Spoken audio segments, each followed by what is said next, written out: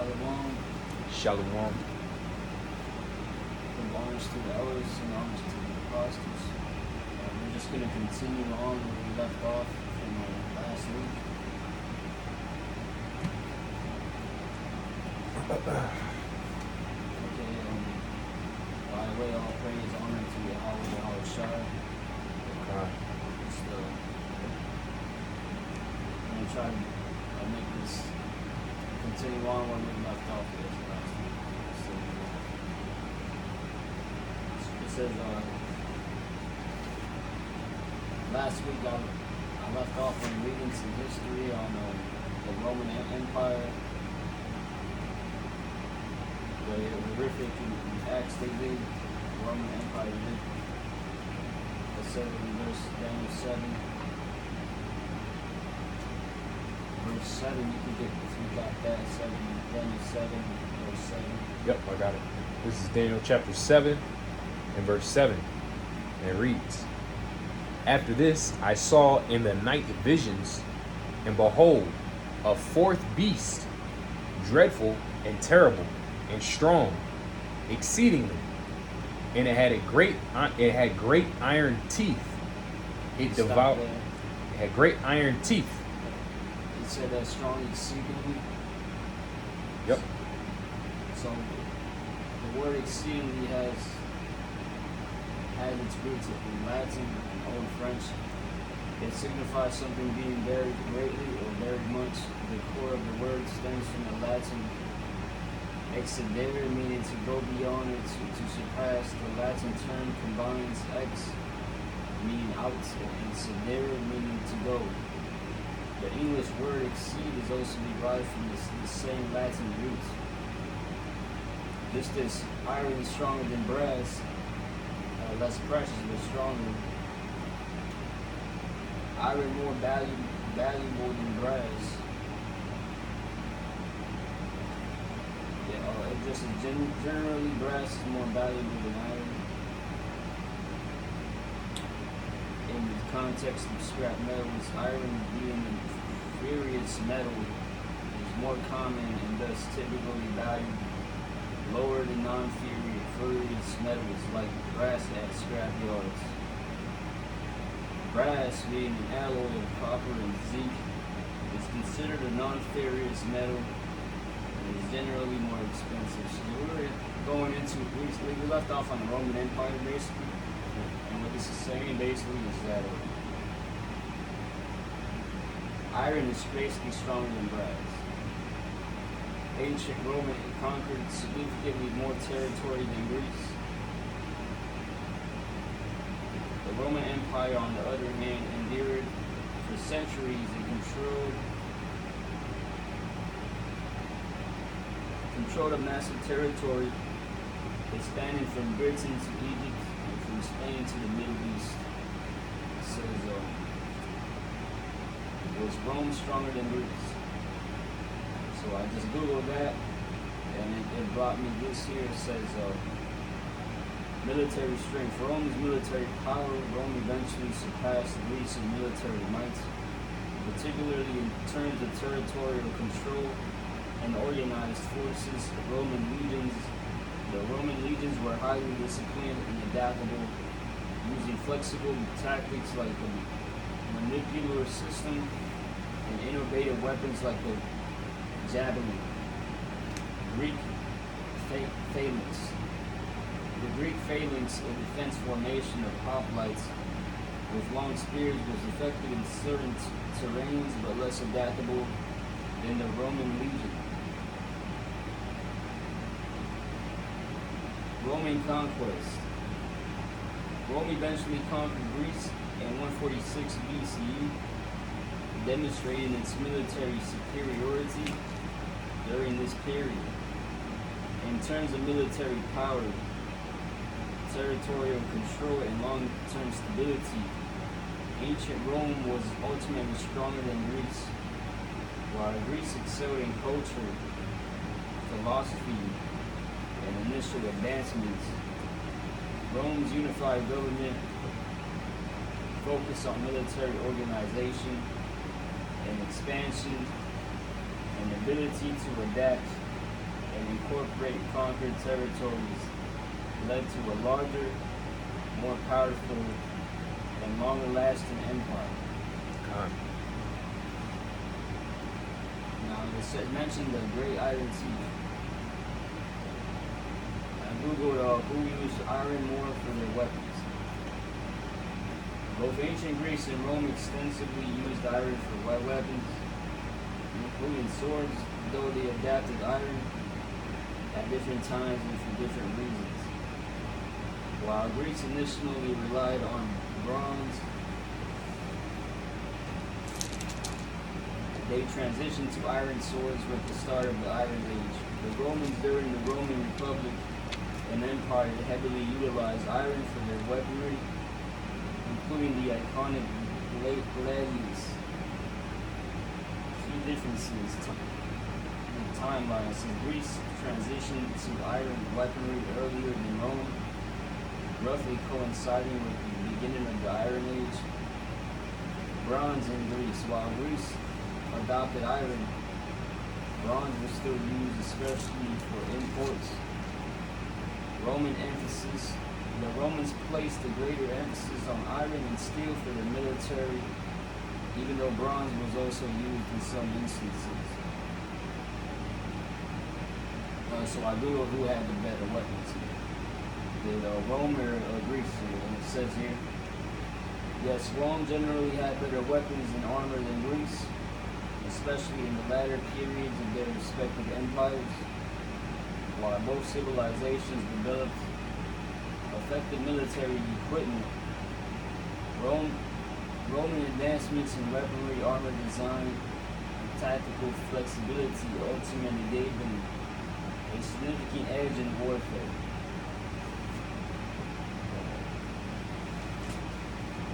It says Greek warfare. It says the Greek phalanx, while effective in its time, relied heavily on spears and a rigid formation, making them vulnerable to Roman tactics that emphasized flexibility and adaptability. Roman adaptability. The Romans were apt at learning from their opponents and incorporating successful elements into their own military system, further enhancing their effectiveness according to battle merchants. Evolution of armor. While Greek hoplites were well protected, the Romans developed a variety of armor types like lorica hamata and loricas huamata. That's a scale armor, offering different levels of protection and flexibility, according to Cora. So I googled the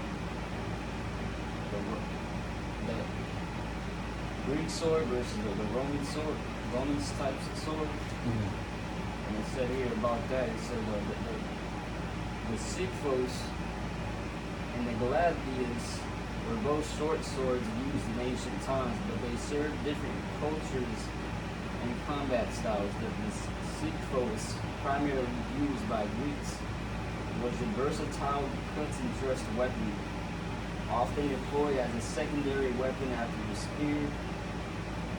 The gladius, favored by the Romans, was a thrusting weapon designed for close quarters combat, especially effective when used with a scutum shield. Ultimately, both swords were effective in their respective contexts.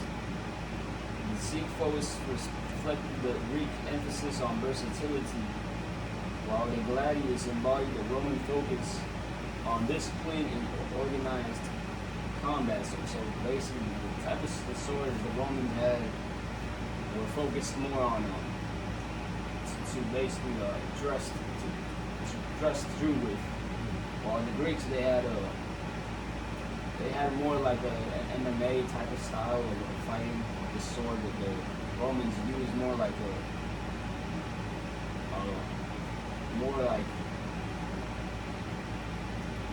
they were focused on like on hitting you.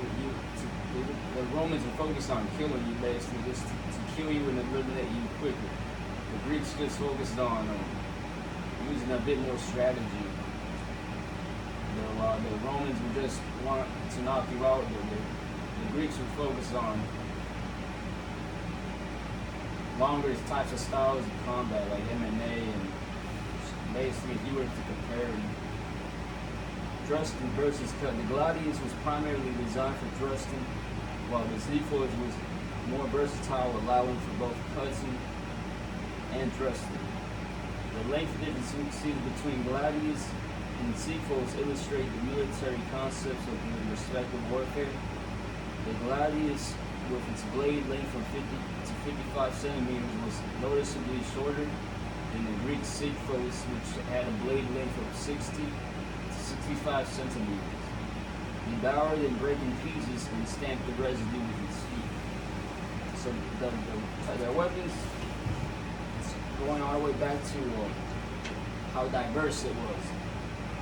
It was actually it's a lot. No, that's going back to how they were that great iron teeth. Going back to that, how their sword was, short and sharp.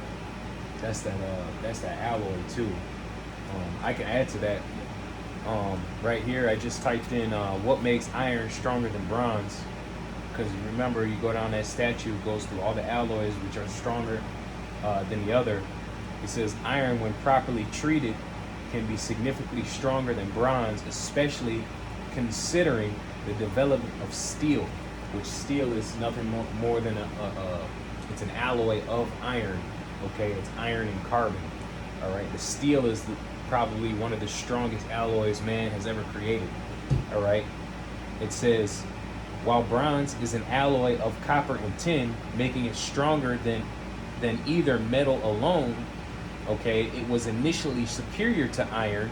Now, if you remember, going back to the Greek Empire, the Greeks dominated first. The Romans were there; they were around. Okay, the Romans, they were actually around a while back, before the Greeks came into power, which they were all around, but the Greeks came into power first through Alexander. So initially, that the bronze was actually stronger than the iron, like it is in the metal alloys. However, it says, the Iron Age saw the development of techniques to work iron and eventually create steel, an iron carbon alloy, which is considerably stronger and harder than bronze. Furthermore, iron ore is far more abundant in components needed to make bronze, making it more accessible for large-scale production. Okay, then I actually got another AI overview, and it says iron in the form of steel is generally stronger than brass due to its higher tensile strength, yield strength, and hardness. This is because steel is an alloy of iron and carbon, where carbon acts as a strengthening agent, increasing the material's ability to resist deformation and fracture. Okay, now that was significant because if you remember what the book of Daniel, let me just get this, Daniel chapter 8, okay, Daniel chapter 8 in verse 20 or 21, and it says, and the rough goat is the king of Grecia, which we teach is Alexander the Great, and the great horn that is between his eyes is the first king. Now that being broken, whereas four stood up for it, four kingdoms shall stand up out of the nation, but not in his power. So if you remember, after Alexander died, what happened? The Diadochi, his four generals, fought amongst themselves, okay, to take power. Now, if you Google, all right, remember it says that the steel alloy of iron is stronger than bronze itself, which means it eliminates the ability of the metal to fracture. Now, the Greek Empire is known as the Bronze Empire in the book of Daniel chapter 2, and you just type in, was the Greek Empire fractured? And it says, yes, the Greek world was significantly fractured, particularly after the death of Alexander. Okay, it says the successor kingdoms This fragmented result in the formation of several powerful Hellenistic kingdoms. So the Greeks, even though they were initially stronger, like iron is like brass or bronze is initially stronger than pure iron. Okay, it's less intensile strength, meaning that it's more easy to fracture. If you go to 1 Maccabees 1, okay, 1 Maccabees chapter 1, and real quick. 1 Maccabees chapter 1 and verse 7, it says, "So Alexander reigned 12 years and then died, and his servants bear rule, every one in his place." Okay, that's going into his generals fighting amongst themselves and taking back over, which it says that in Daniel 7 and 6, which that was the one previously that we read before. "After this I beheld, and lo, another like a leopard, which upon the back of it 4 wings of a fowl, and a beast had also 4 heads. Dominion was given into it." So those 4 heads are the Diadochi, which fought amongst themselves. That represents the fracturing of the Greek Empire, which, what does Yahushua say? A kingdom divided cannot stand. And that's why the Romans were able to come in later, after about 300 years of Greek dominance. The Romans were able to come in and eventually take them out. All right? Man. And when you go back to it, the brass is once again that's the Greek Empire. They ruled from 331 to around 143 BC. They got taken down around the time of the Maccabees. Actually, that's when they really got taken down. And Hannibal actually fought against. They say he actually fought against the Maccabees. They say he might have fought against the Maccabees. He was the one who helped the Antiochus too as well. Hannibal Barca. Around that time when he fell, around 140 something BC, that was when the Romans came into power, and they technically fell around 476 AD because Jake took over. Jake took that shit. But then they got that shit taken from them. They turned into the pagan Roman Empire. But anyway, I'll just continue here. It says, the gladius was primarily designed for... No. Devour it and break in pieces, and stamp the residue with its feet. So I googled basically how was the Roman more extreme than when treating conquered territory. Because when I read a break in pieces, stamp the residue with its feet, I imagine how the Romans took shit over, and then they basically just like America did with Iraq. Basically, they just destroyed their shit and then they didn't give a fuck. Basically, so it's a brutal punishments the Romans did for rebellion, massacres, and enslavement. If the conquered people revolted against Rome would respond with overwhelming force, often resulting in the massacre of civilians, enslavement of survivors, and destruction of cities.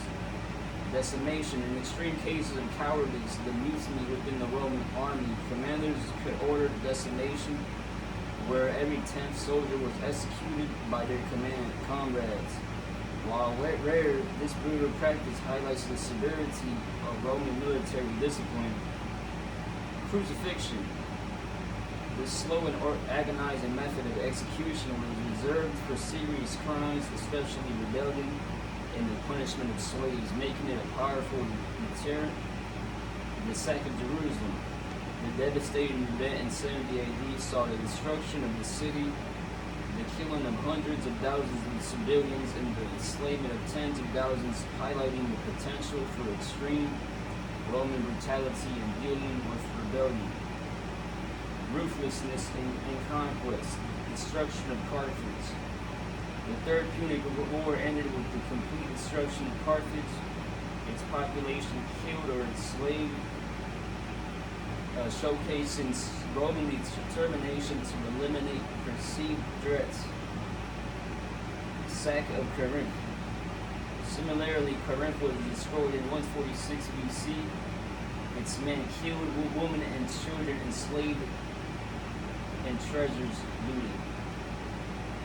It says exploitation of resources. Provinces were often exploited for the benefit of Rome, with resources transferred from conquered territories to Italy. Therefore, while the Romans could be incredibly harsh and extreme, especially when provoked, they also employed strategies that facilitated interrogation and could offer benefits to those under their rule.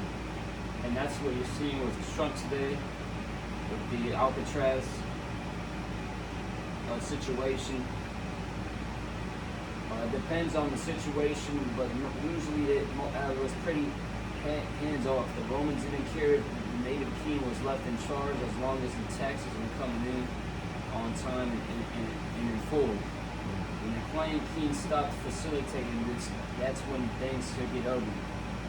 Rome would go to war, usually win, punish the main cities by sacking them, even though the citizens were innocent. And they captured the king alive so he could be led through the streets in chains during the Roman general's triumph. This usually ended with the king being strangled to death in front of the statue of Jupiter, but sometimes there was clemency. Well, look no further than the sack of Jerusalem during the Great Jewish Revolt. As a side note, there were conquests that did not fit into either of the two categories above. The natives neither agreed or to be clients nor revolted. In this category could be Carthage. They were so powerful that many in Rome felt they could not be left unconquered, even after defeating them in the Second Punic War. This was led by Cato the Elder, who ended every speech with Carthage delenda est. Carthage must be destroyed. So yeah, sometimes Romans just conquered land because, well, it was there. And the citizens of Carthage were treated no better than had they revolted or started the war themselves. The city was destroyed in 146 BC, and the survivors were sold into slavery. It says, and it was diverse from the other beasts. What made Rome different was the structure that was timeless. That's why it's still used till this day. It hasn't faded like other empires with Babylon, Medes, Persians, Greeks, even though they are the Greeks still, just different names, same people. That's why Jake still used their system even after taking it over. Because before ancient Rome, even in Greece still, their sons would rule after them until you go to the 12 Caesars. Especially when Julius Caesar came to power. Those are called dynasties, which was family rule basically. So when the ruler would die, it wouldn't just be like, okay, we gotta vote somebody in. No, it would go to his eldest son. All right, they would pass down rulership to their families. You mind if I bring one out? Yeah, you can. Daniel 7:19. It says, "Then I would know the truth of the fourth beast, which was diverse from all the others, exceeding dreadful, though whose teeth were of iron, and his nails of brass, which devour and break in pieces and stamp the residue with his feet." It says it was diverse from the others. Okay, now if you go, I just typed in Google, was the Roman system of governance different from the kingdoms that preceded it? And the answer is yes, because, well, let me just read it. It says, yes, the Roman system of governance, particularly during the Republican period, was significantly different from many kingdoms that preceded it and even contemporary monarchies.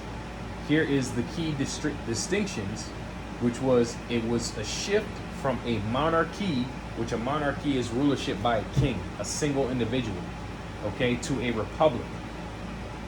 Rome started as a kingdom, but the last king of Rome was overthrown in 509 BCE. The Roman Republic replaced the monarchy with a system where power was distributed among elected officials. So what did they bring into the world that made them different from the Greeks? It made them different from Babylon, made them different from Egypt. It was democracy. Okay? If you go to one of our camp signs, that's actually part of the wine. That wine of fornication that Babylon the Great is known for spreading is democracy. Think about Esau, like you mentioned earlier, how they were going to other countries like the Middle East, Iraq, just bombing shit, right? And tearing shit up in other people's countries. Same thing they did in Libya, in Somalia, and all these other places. Okay, what was the main thing? Oh, we want to bring them what? Democracy. We're trying to spread democracy through the world, which is their system of governance. And the reason why they want democracy is because they control the voting system, as we've learned in recent years. People out here thinking that they're voting, thinking that their vote counts, right? Thinking that they're making a choice, making a decision. It's a way of keeping the sheep or the people docile, giving them an illusion of choice, giving them the illusion that their vote is making a difference when it's not. That democratic system is mind control on the people, and that's what the Romans started. Okay, and that's why Babylon the Great is also another example of why Babylon the Great is the reincarnated state of Rome. Okay, because this is the place where democracy goes forth throughout the whole world. All right, it says the Roman Republic replaced the monarchy with a system where power was distributed among elected officials called magistrates, the Senate, and popular assemblies. This was a deliberate move to safeguard against the rule and potential oppression by a single individual. So instead of having a king oppressing you, now you got a bunch of technocrats and bureaucrats and lobbyists oppressing you. Okay? Now you got a bunch of small hats paying billions of dollars every year in PACs, setting up super PACs to donate billions of dollars to these political candidates so that they can get the laws that they want passed, right? Okay, so it's the same thing, right? So it says to safeguard against the rule and potential oppression by a single individual. What do we have a couple weeks ago? The No Kings protest.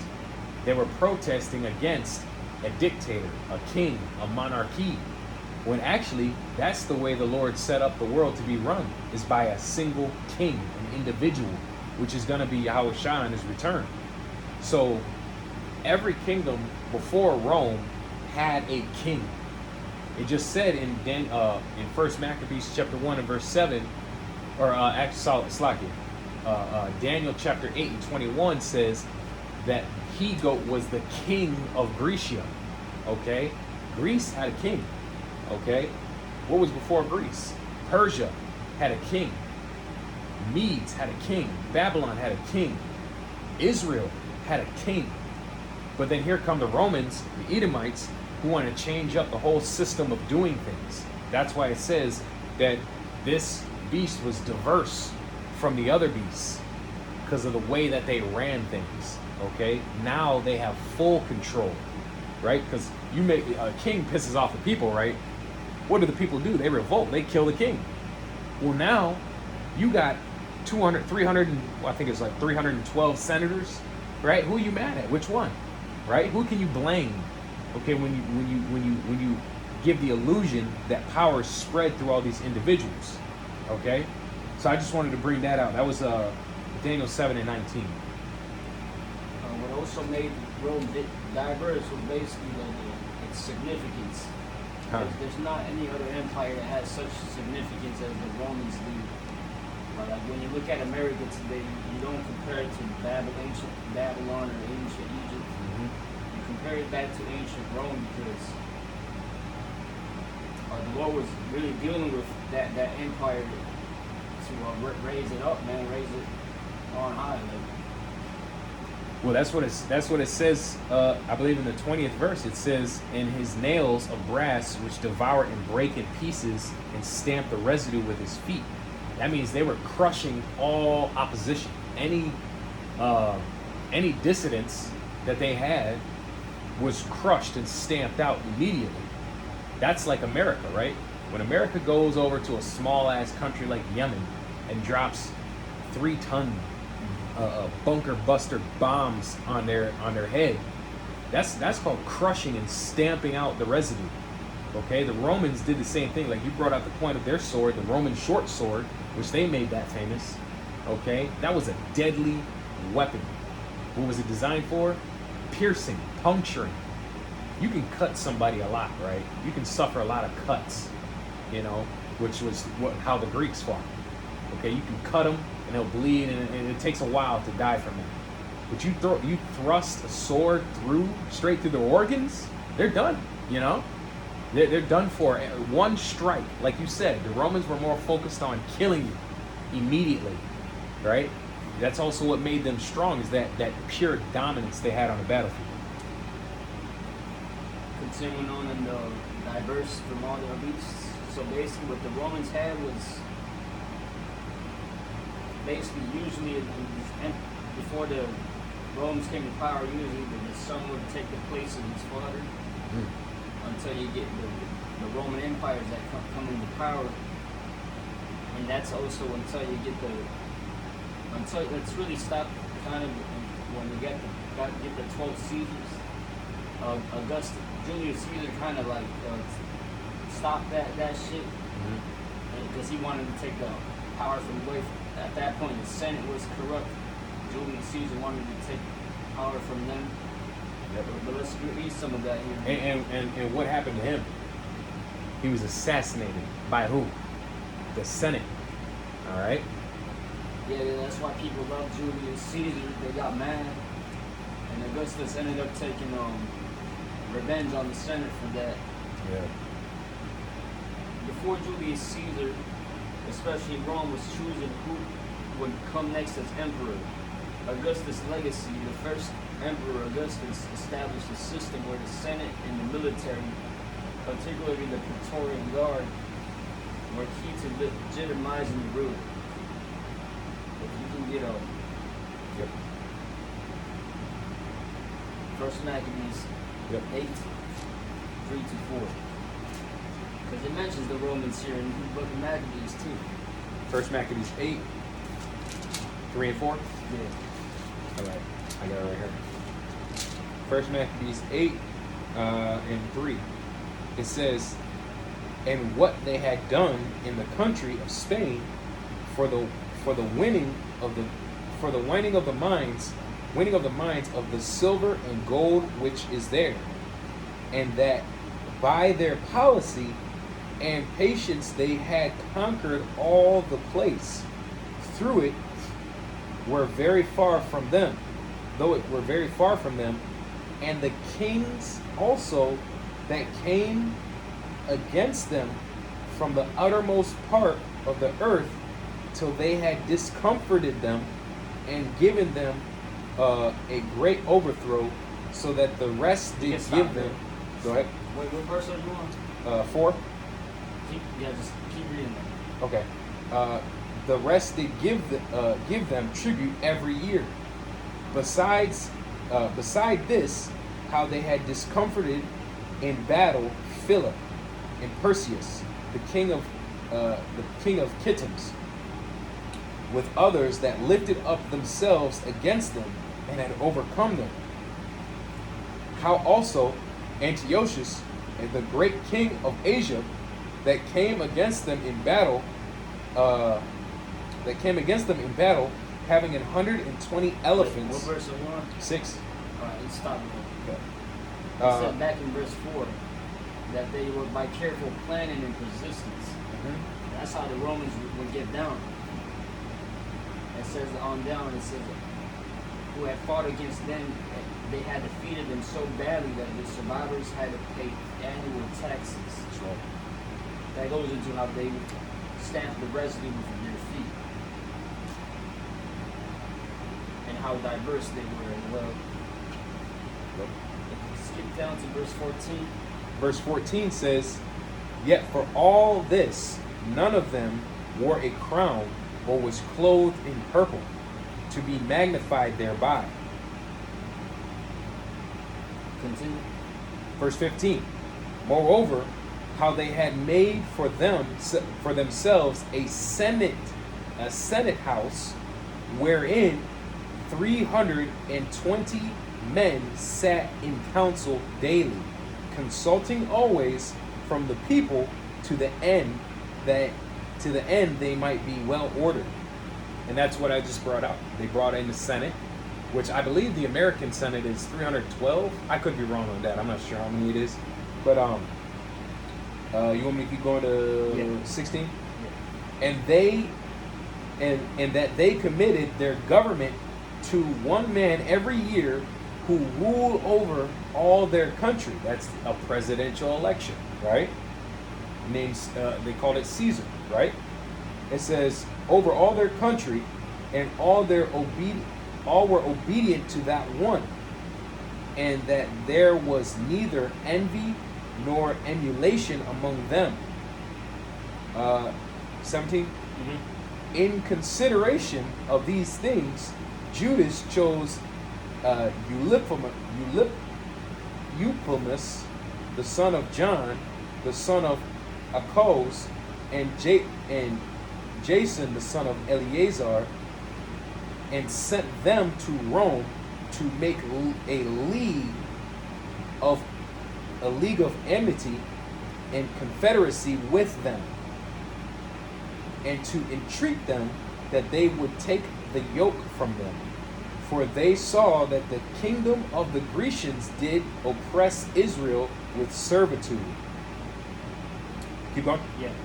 They went therefore to Rome, which was a very great journey, and came into the Senate, where they spake and said, Judas Maccabeus with his brethren and the people of the Jews have sent us unto you to make a confederacy and peace with you, and that we might be registered your confederates and friends, so that matter pleased the Romans well. Okay, so the Judas Maccabeus sent basically what's that called? Delegates. He sent delegates to the Roman Empire, to the Senate, and they said we want to ally with you because we don't want to be under these oppressive Greeks anymore. Okay, 22. Mm-hmm.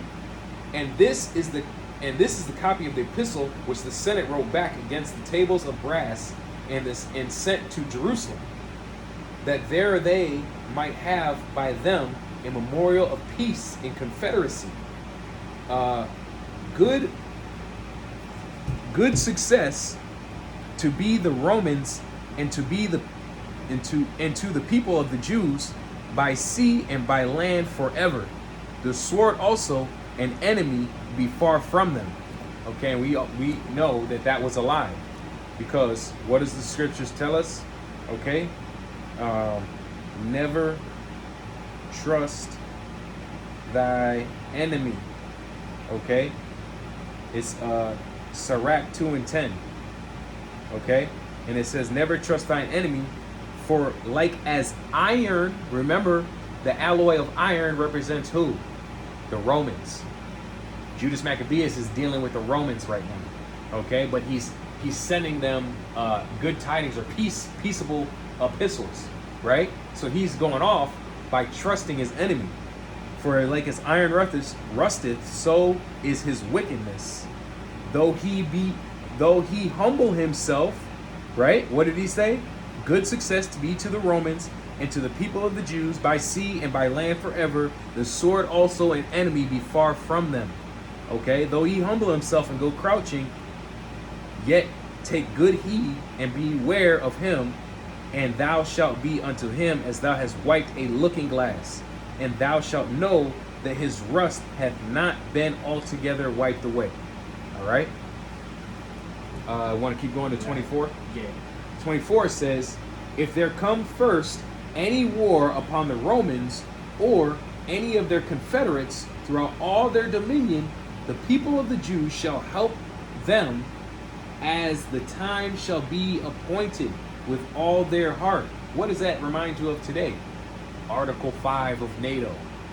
That's basically the first institution of Article 5 of of the NATO alliance, North Atlantic Trade Organization. Okay. What? Okay. And so that's what made them diverse. The Senate, right there. Mm-hmm. So I googled, did Julius Caesar get killed by the Senate? Julius Caesar, the Roman dictator, was assassinated by the Ides of March 15, 44 BC by a group of senators during the Senate session at the Curia of Pompey, located within the theater of Pompey in Rome. With his command expiring and the Gallic Wars largely concluded, the Senate ordered Caesar to step down from his military command and return to Rome. Other leaders within the Republic feared Caesar would become a tyrant with this new title. To prevent this, a group of senators conspired and assassinated him. In response to Caesar's death, his nephew and heir Augustus defeated the conspirators. He then established himself as the first Roman emperor. So I googled, did Augustus take away power from the Senate? It says, well, yes, while Augustus initially presented a facade of restoring the Roman Republic and some institutions like the Senate, he ultimately concentrated power in his own hands, effectively diminishing the Senate's authority. He achieved this through strategic constitutional reforms and by leveraging his military strength and popularity. However, he subtly maintained absolute authority by securing lifetime permanent office as Roman emperor, choosing the plebeians, that represents the lower class at that time, and military commander. Because back then the king fought in the wars, granted him significant control over the military and the legal system. At this time, the Roman people generally favored Augustus over the Senate during his reign, while he presented himself as restoring the Republic and maintaining the Senate's role. He effectively held supreme power. His popularity stemmed from his ability to provide peace and stability. That was called the Pax Romana, which they said ended with Commodus. Septimius Severus came after. So that's what we just read, right? What? The Pax Romana? The Pax Romana. Yeah. Oh, no, it started with, they say it started with Augustus. Okay. So basically, that say they ended it with Commodus. Yep.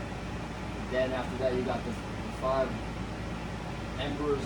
You can't get that confused with the 5 good emperors. You got, yep. I think it's right. They call it the 5 good emperors. Yeah. If you can Google that one. I got something right here. Where I just read in First Maccabees 8:23. Okay, when the Maccabees made a treaty with Rome, you can go to the book of Ecclesiastes 1:9. It says, "The thing that hath been is that which shall be, and that which is done is that which shall be done, and there is no new thing under the sun." Then all I did was type in what is Article 5 of NATO. It says Article 5 of the North Atlantic Treaty Organization is the cornerstone of the alliance collective defense clause. It states that an armed attack against one or more NATO members shall be considered an attack against them all. This means that if a member is attacked, all other members are obligated to assist the attacked member, taking such action as they deem necessary, including the use of armed force, and restore and maintain the security of the North Atlantic Treaty. All right, yeah, that's just what I wanted to bring up. You can Google The 5 good emperors.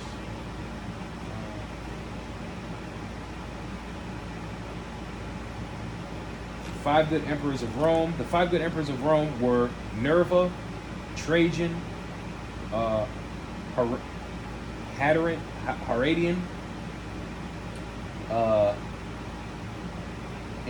Antonius Pius, and Marcus Aurelius. Okay, that's the 5 good emperors. You can't get that confused with the 5 emperors.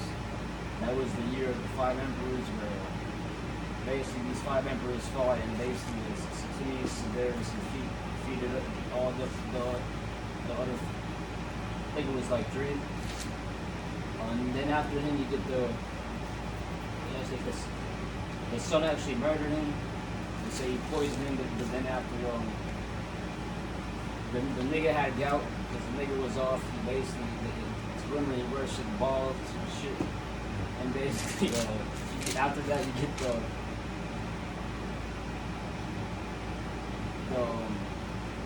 3rd century crisis. Then you get Diocletian. It says here, okay, after a period of civil war, which many Romans valued more than the abstract ideas, the Pax Romana basically they valued it more than abstract ideas of the Republic according to historical sources. So you basically, when you think of the Senate, you think of the Romans, you don't think of Greeks. The Greeks really like that. It says the Greeks did have 2 councils. The concept of 2 councils as heads of state was a feature of the Roman Republic, not the Greek city-states. In Greece, particularly in Athens, the government was more democratic, with citizens participating in decision-making through assemblies and electing officials, but not 2 councils according to historical resources. I googled, was Greece Senate better than Rome's? The Athenian democracy. The Council of 500, Boule, was a key part of Athenian democracy. It was composed of 500 citizens, 50 from each of the 10 tribes, who were chosen annually by lots. The Boule prepared the agenda for the assembly, managed finances, and oversaw the execution of laws. The Roman Republic. Representative system. Rome had a more complex system with elected officials like consuls and tribunes, and a senate that advised them. While citizens voted for officials, they didn't directly vote on laws in the same way as in Athens. The Senate's power. The Roman Senate, initially an advisory body, yet gradually accumulated significant power, becoming the most influential organ of the Republic. Stability and longevity. The Roman Republic lasted for several centuries and adapted over time, which contributed to its stability despite internal conflicts. Another thing I googled here was Rome more democratic than Greece? The answer is no. Ancient Rome was not more democratic than ancient Greece.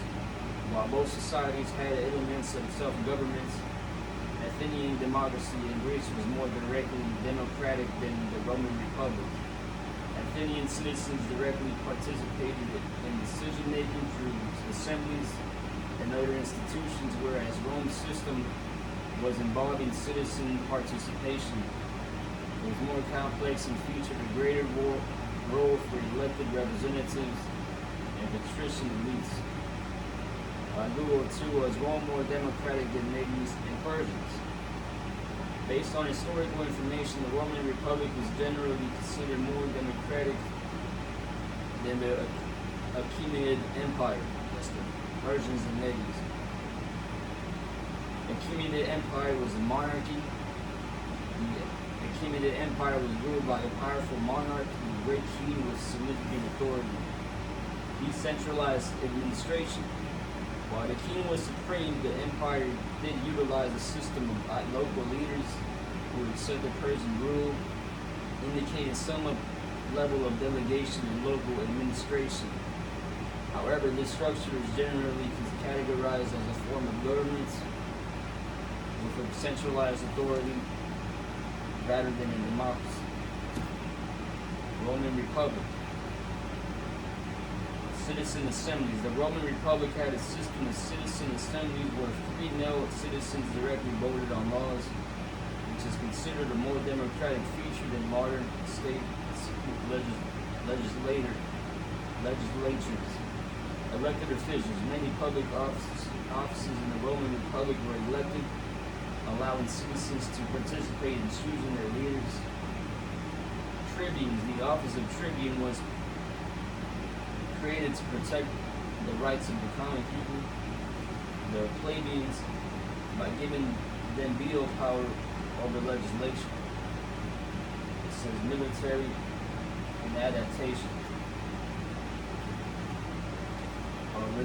Relentless persistence. Unlike many other empires that might have succumbed to defeat, Rome demonstrated an unwavering determination and willingness to give up, even after significant losses in battles like Cannae. That was where Hannibal damn near killed the whole Roman legion. I believe it was like 100,000 against 100,000, and Hannibal barely lost any. Yeah, he was. I actually read a book on him. He was one of the only generals to ever come against the Roman Empire and walk away. Okay, and this was at a time when the Roman Empire, their military was no joke. Okay, and Hannibal actually went in there and actually put up a really good fight. I don't think he actually conquered them, but he walked away, and he walked away with his life, right? So Hannibal, there's actually books written on him and his war strategy. I believe I actually have the book called the book by Sun Tzu, The Art of War, and I also have another book called The Black Art of War, okay, by Hannibal. Forget his name, but he actually has there's another book called The Art of War that's based off of his strategy. Okay, so this happened, and he was what was he? He was a North African, wasn't he? Yeah. He was a North African general. So he was one of the ones that actually gave Rome a fight. Okay, and then what the Ak is reading about the different emperors that ruled Rome and their system of governance that was different from all the rest, and their system of democracy. All right, what we're reading throughout this entire Bible, that really is actually the kind of the theme of the Bible. Okay, is governments and rulership, right? Kingdoms, governments, and rulerships. What is that scripture? Let me see. Hold on one second. This is we fight not against flesh and blood. Okay, Ephesians. Okay, we'll go to Ephesians. I think that's 6. Yep, 6 and 12.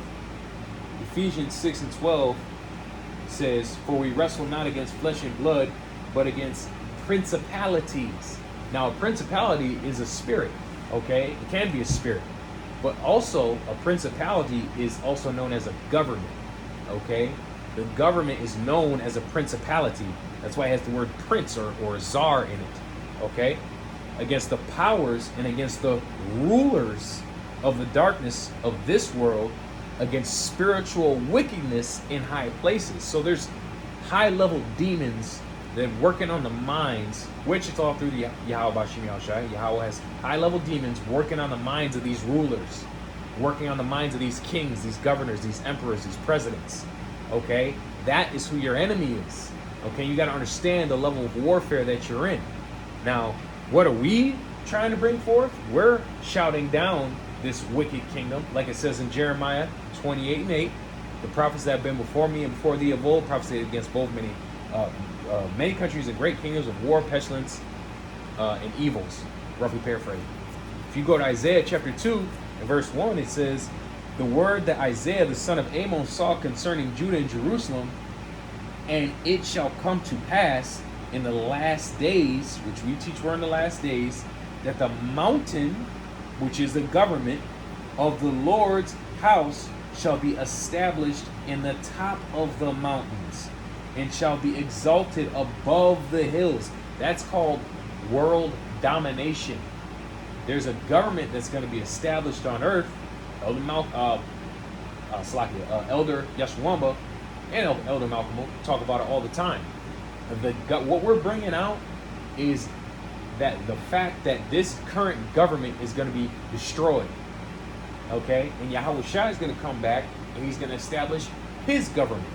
All right? What we're speaking here, what we're reading here, this Bible right here, this is sedition to the rulers currently. This is what do they call it when you try to overthrow the government? Insurrection. Insurrection. This is insurrection against, what we're reading here is insurrectionist against the United States of America. And they're going to make laws on that. Okay? It's eventually going to come out. Right? It says that the mountains of the Lord's house shall be established in the top of the mountains and shall be exalted above the hills, and all the nations shall flow unto it, and many people shall go and say, Come ye, let us go up to the mountain, the government of the Lord, which is the house of David, the tabernacle of David, to the house of the God of Jacob, and he will teach us of his ways, and we will walk in his paths. For out of Zion shall go forth the law, and the word of the Lord Yahweh from Jerusalem. So we're reading to you about one of the attempts of the heathen to establish their government over the world, right? The Roman Empire, which to date is the second most successful attempt of a heathen to rule the world, to govern the world.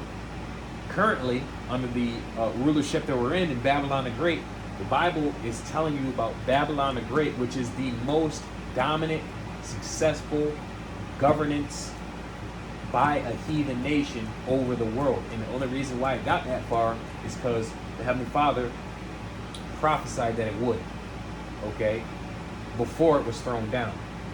All right? And it says here, adaptability in warfare. The Roman military was highly adaptable. They learned from their enemies' strengths and adjusted their strategies and weaponry accordingly, like adopting the gladius from foreign swords. This contrasts with empires like the Achaemenids, who might have simply hired foreign troops rather than integrating new tactics. Military organization and discipline.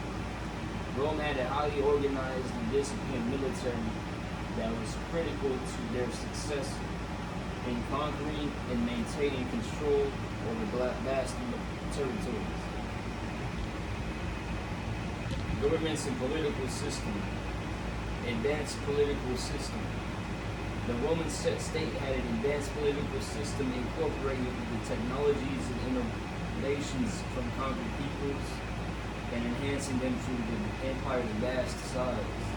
In conclusion of conquered people, Rome distinguished itself by extending some form of citizenship to many conquered people, a policy that helped foster a sense of shared identity and loyalty. Like America today. Huh. And that's kind of Trump's kind of making that shit go away though. What is his slogan? Make America great again. He's trying to bring back that spirit, right? That spirit of American pride, which is an idol, by the way. It's called American idealism. You're an idealist. Well, we're not supposed to be idealists. That's a sin. We cannot be idealists toward any other way other than the Heavenly Father's way. That's called an idol, an ideal.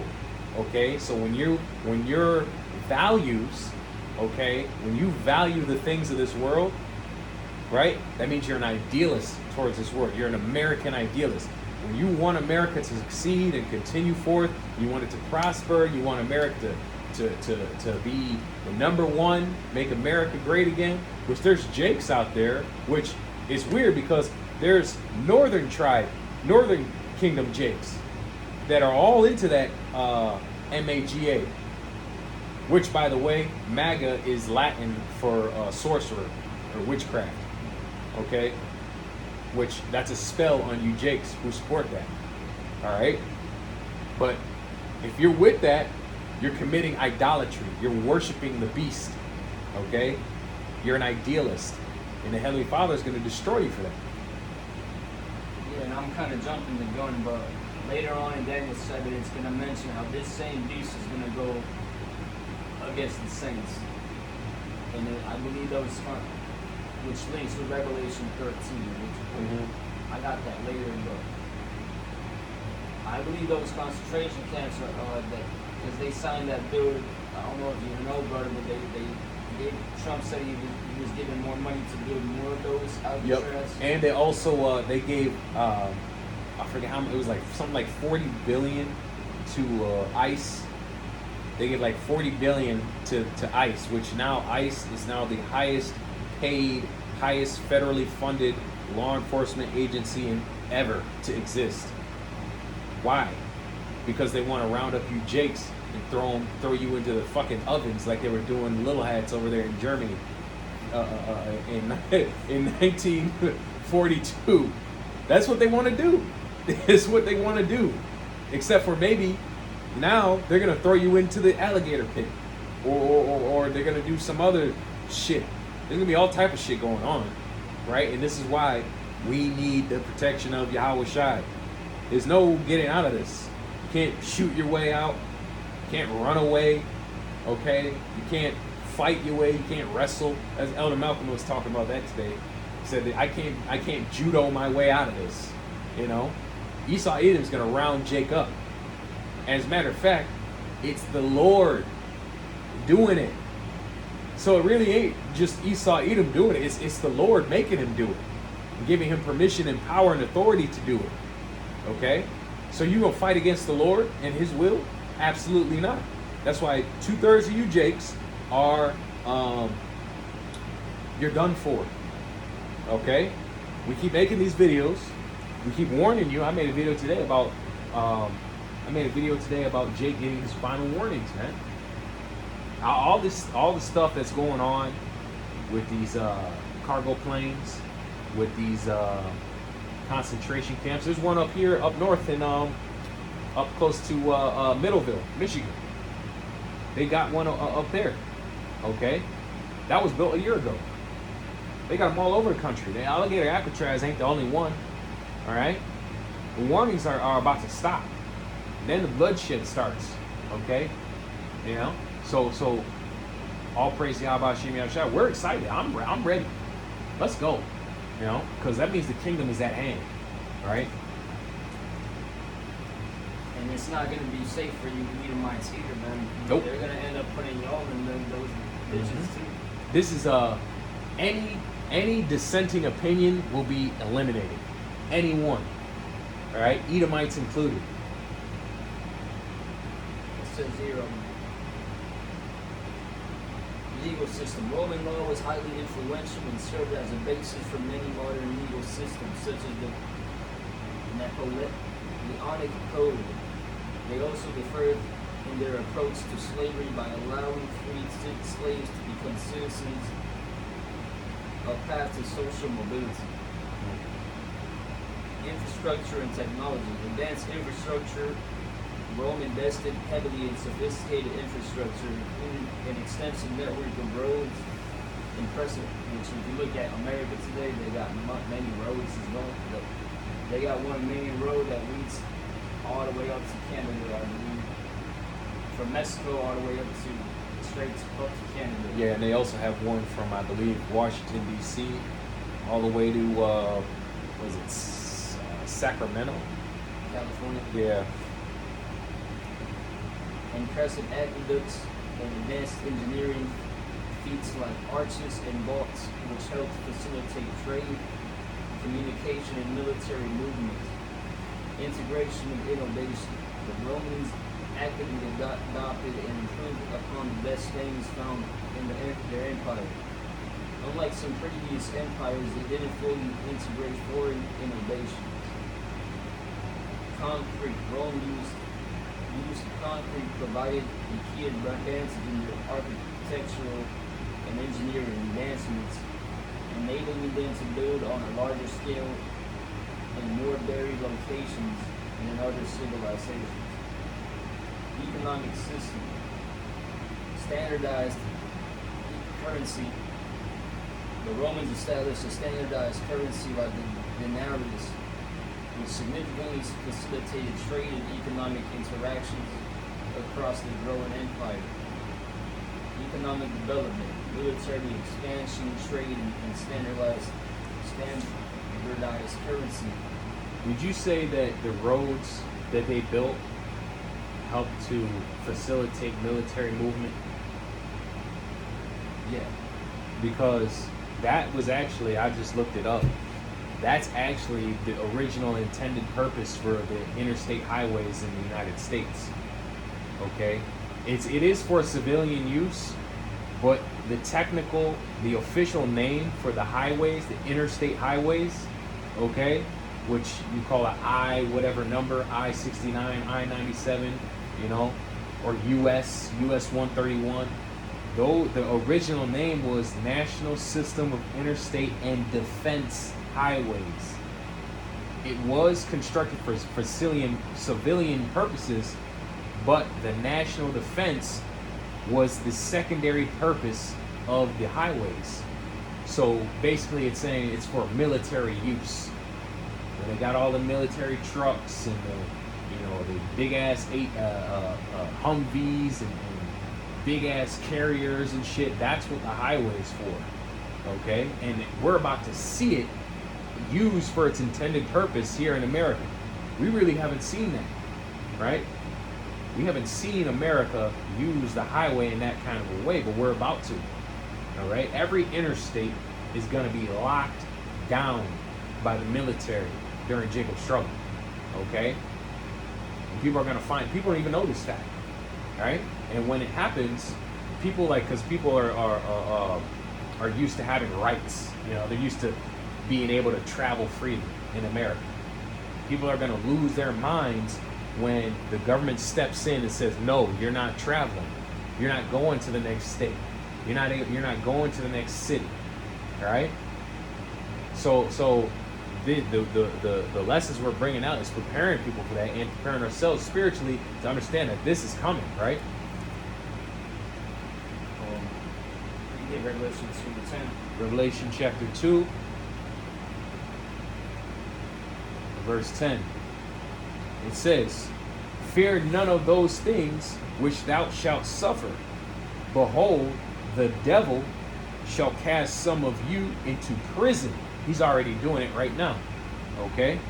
"That ye may be tried, and ye shall have tribulation 10 days.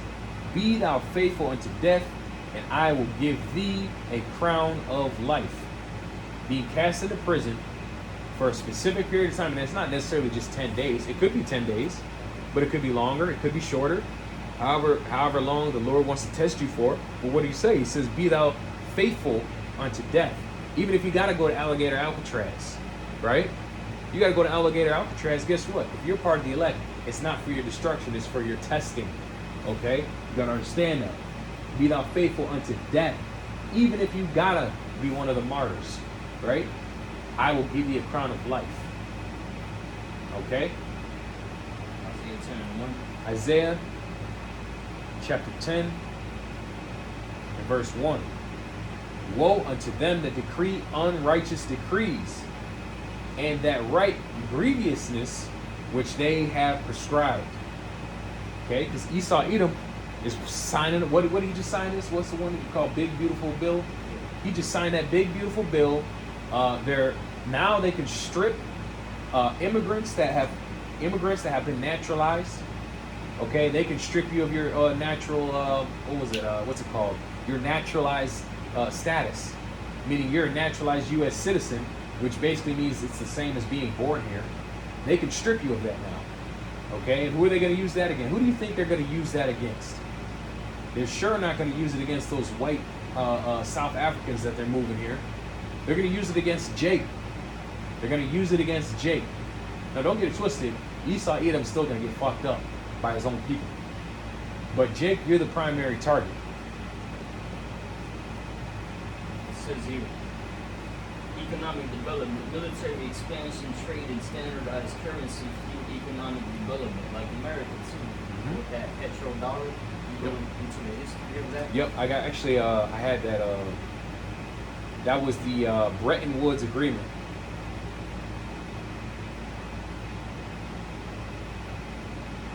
I got it right here.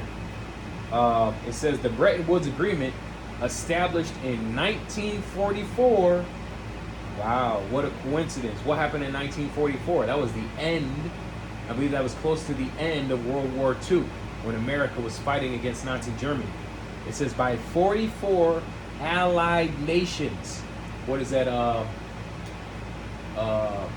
They consented unto the beast, right? That was Daniel 7 in, I believe, 19 through 23. Also Revelation 13. Slipping my mind. Revelation, where they consented unto the beast. The ten. These are 10 kings which have not had their kingdom as of yet. That could be Daniel 7 and 19 to 23. Let me see. So the Bretton Woods Agreement, established in 1944 by 44 allied nations, created a new international monetary system to stabilize exchange rates, prevent competitive devaluations, and promote economic growth. That is basically telling you that the United States dollar was established as the world reserve currency, meaning most of the international trade of commodities and goods would be settled in United States dollars. Okay? Who owns the dollar? The Federal Reserve. That's why it's called a Federal Reserve note. Who owns the Federal Reserve? The little hats, the Rothschilds, the Rockefellers, the DuPonts. So if you own the money and the system that every country needs to use in order to have energy, oil, food, water, air, everything, transportation and technology, you are dependent upon them. You got to pay them. You got to go through them to get any of that.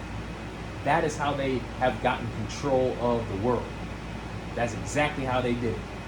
Okay, through this system. And that's why they orchestrated World War II.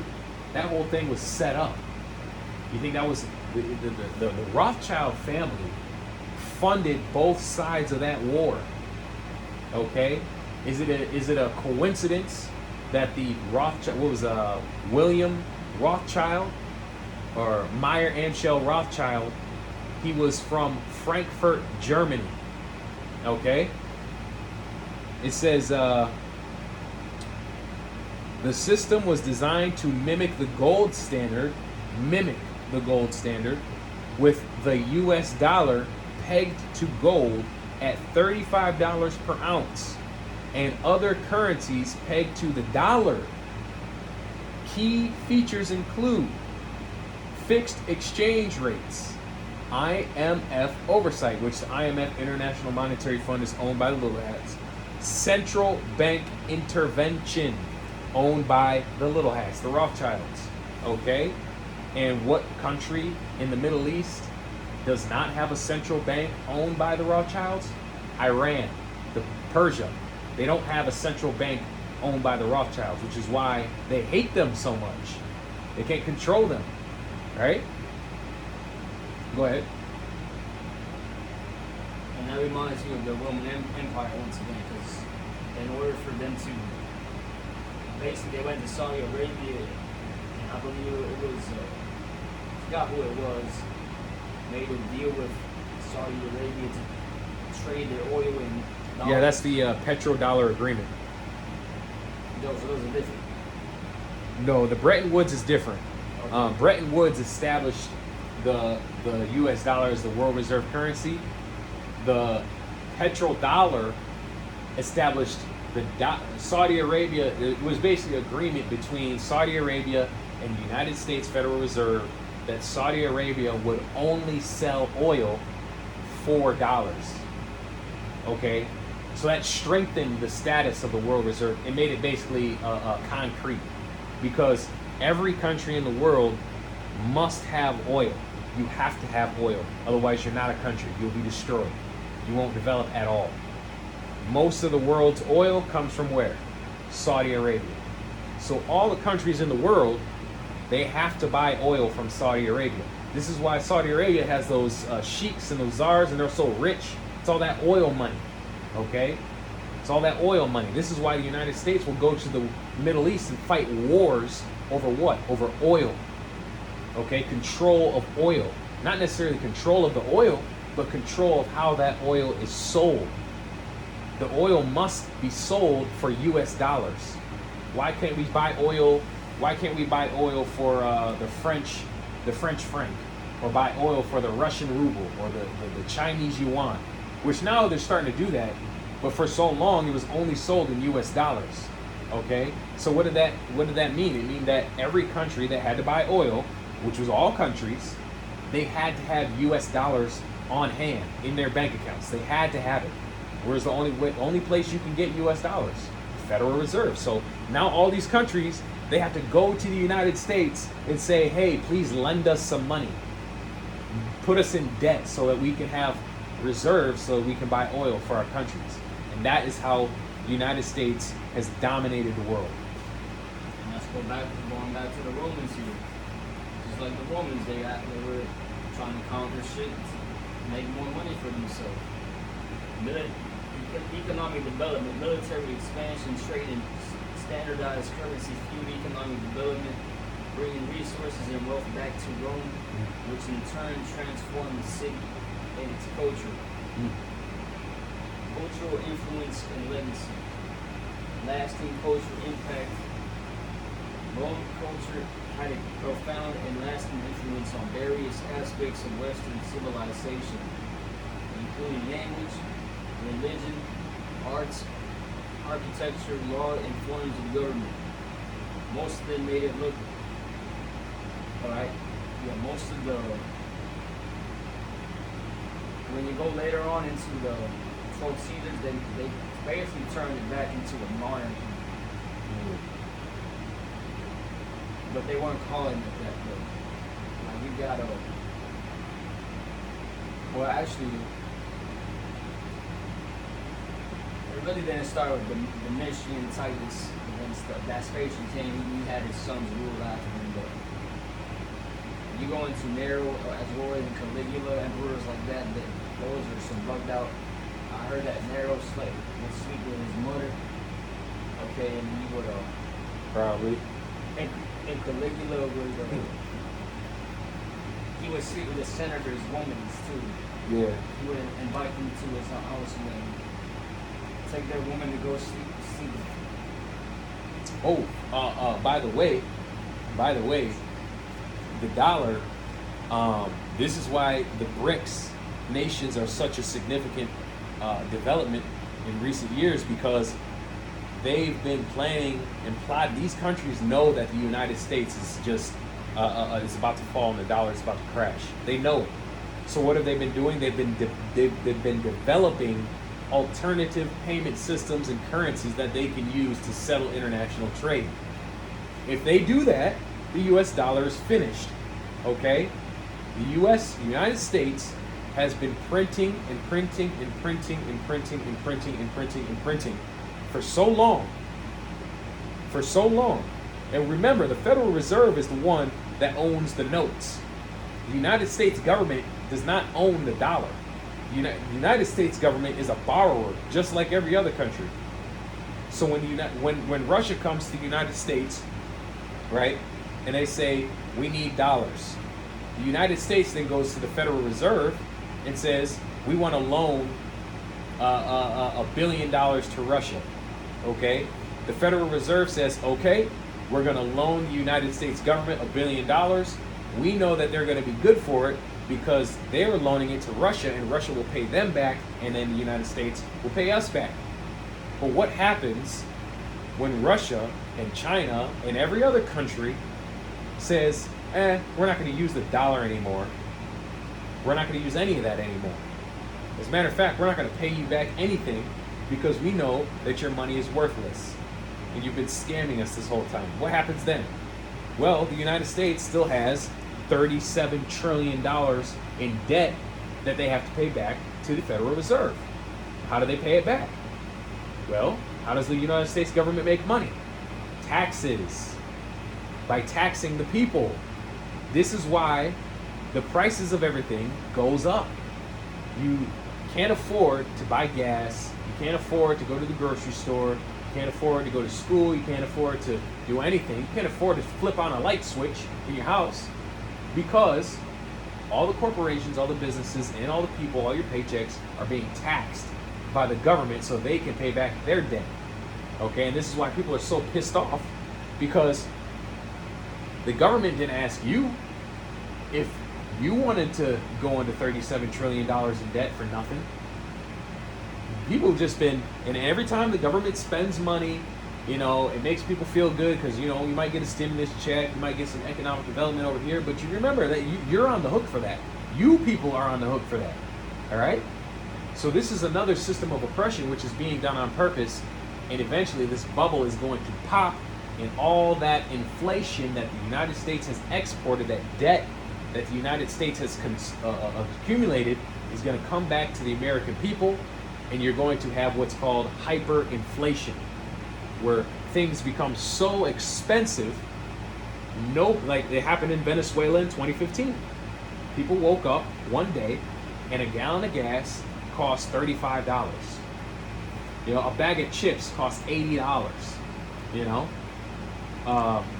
What is that in James 5? Woe to now, you rich man, weep and howl, for your riches are cankered, and your garments are moth-eaten. You get that in James. Let's go there.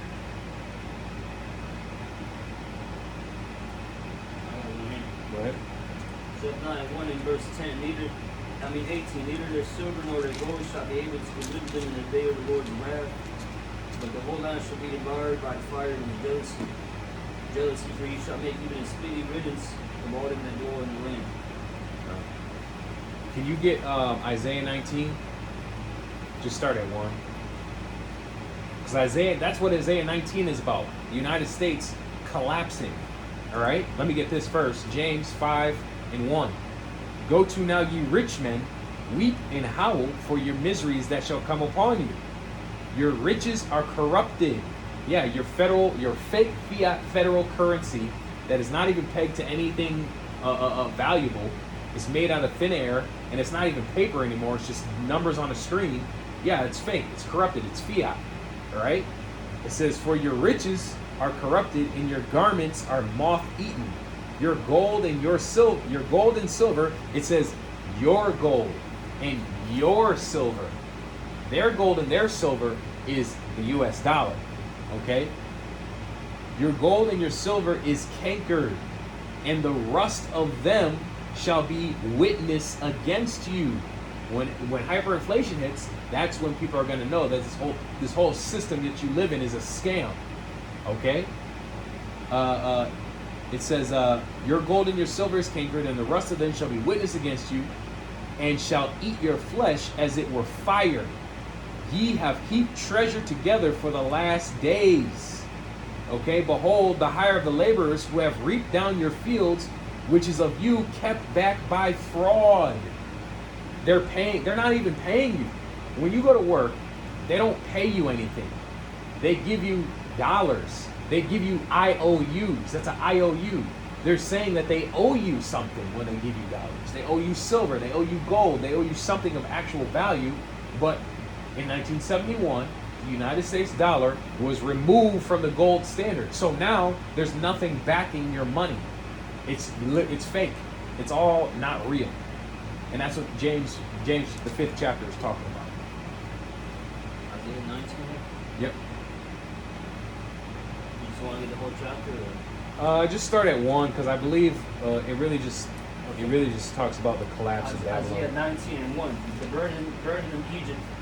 Behold, the Lord rideth upon a swift cloud, and shall come into Egypt, and the idols of Egypt shall be moved at his presence, and the heart of Egypt shall melt in the midst of it. Yep. And I will set the Egyptians against the Egyptians. Okay, right there.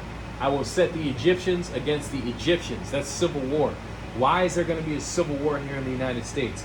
Well, one major reason is because of how the economy is going. People don't like each other. Democrats are blaming the Republicans for the state of the economy. Republicans are blaming Democrats for the state of the economy. The cankered money system, the fake money system that is now being found out, they're blaming each other for it. Okay, keep going. And they shall fight everyone against his brother, and everyone against his neighbor. Yep. City against city, and kingdom against kingdom. Yep. And the spirit of Egypt shall fail in the midst thereof. Yeah, the spirit of Egypt is going to fail here because can't nobody afford shit. People are going to be poor, broke on the streets.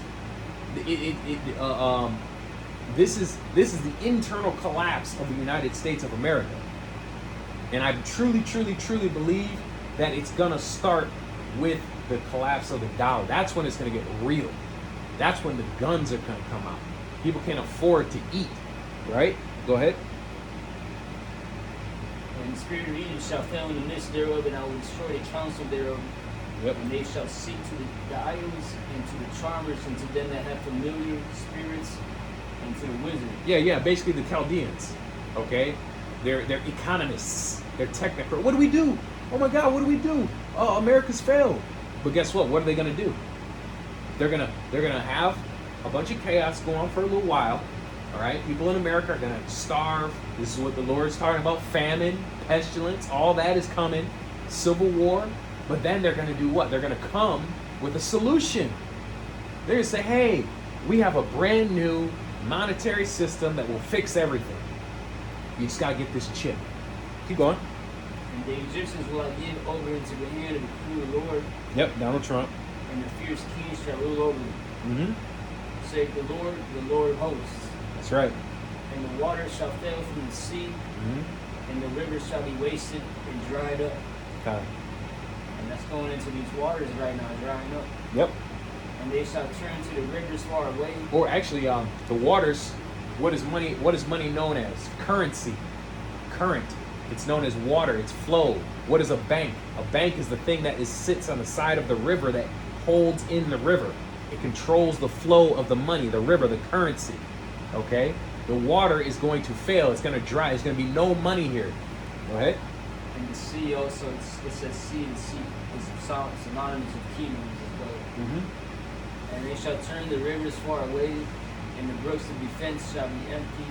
Yep. No savings, no reserves. And dried up. The reeds and flags shall wither. Yep.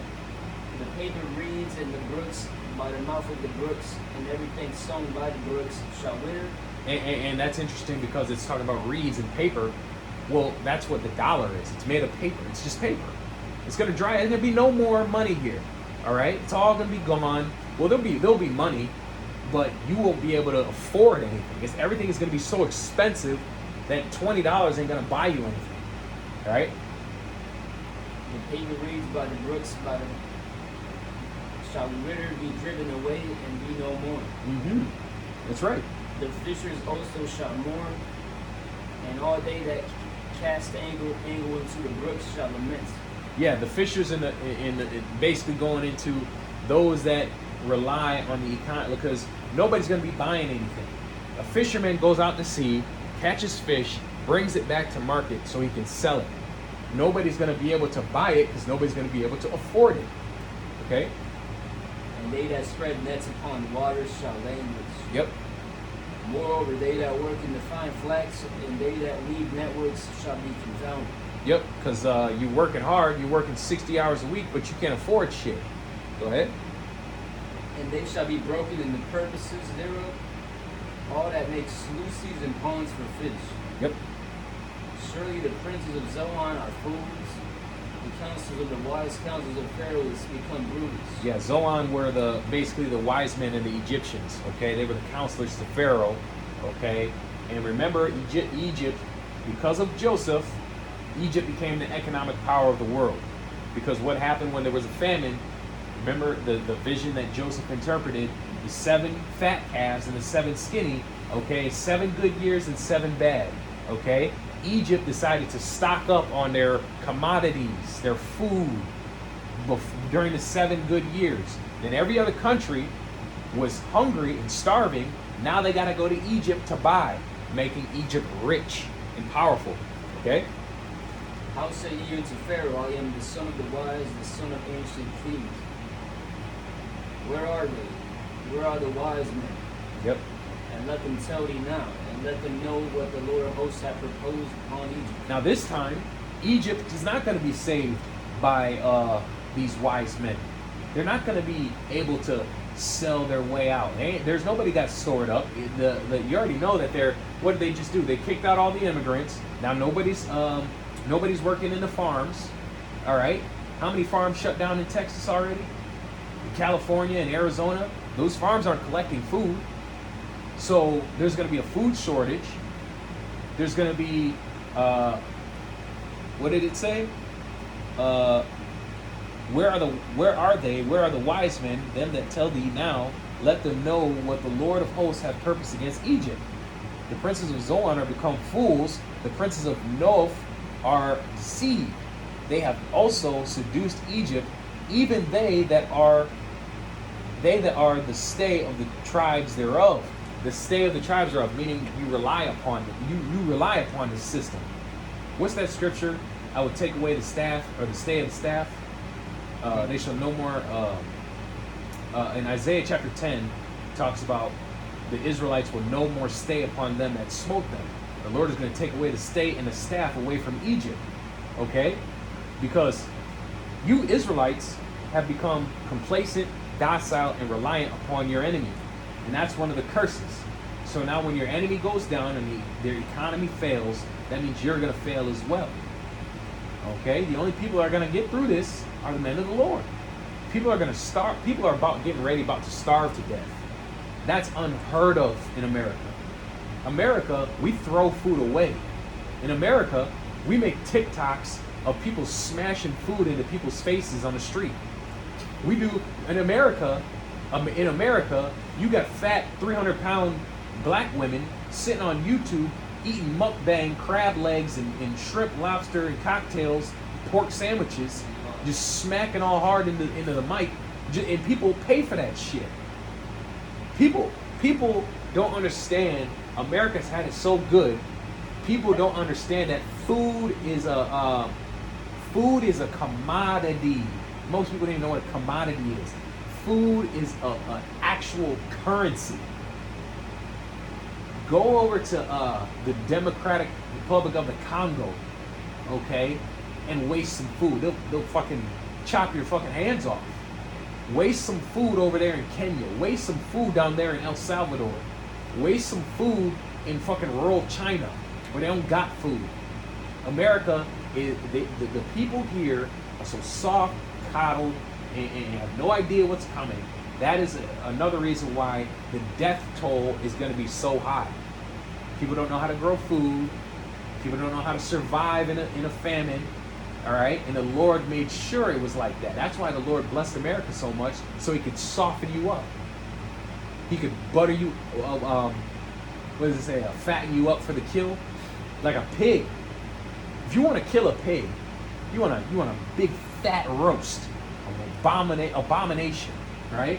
Big fat ham hock, right? What you gonna do? You're gonna feed that pig. You're gonna feed it. You're gonna get it all fat, take care of it, make sure you got all the water, make sure you got all the grain it needs. That pig's gonna feast every day of its life until you kill it. That's what's happening here in America. You Americans are done for. We can't wait.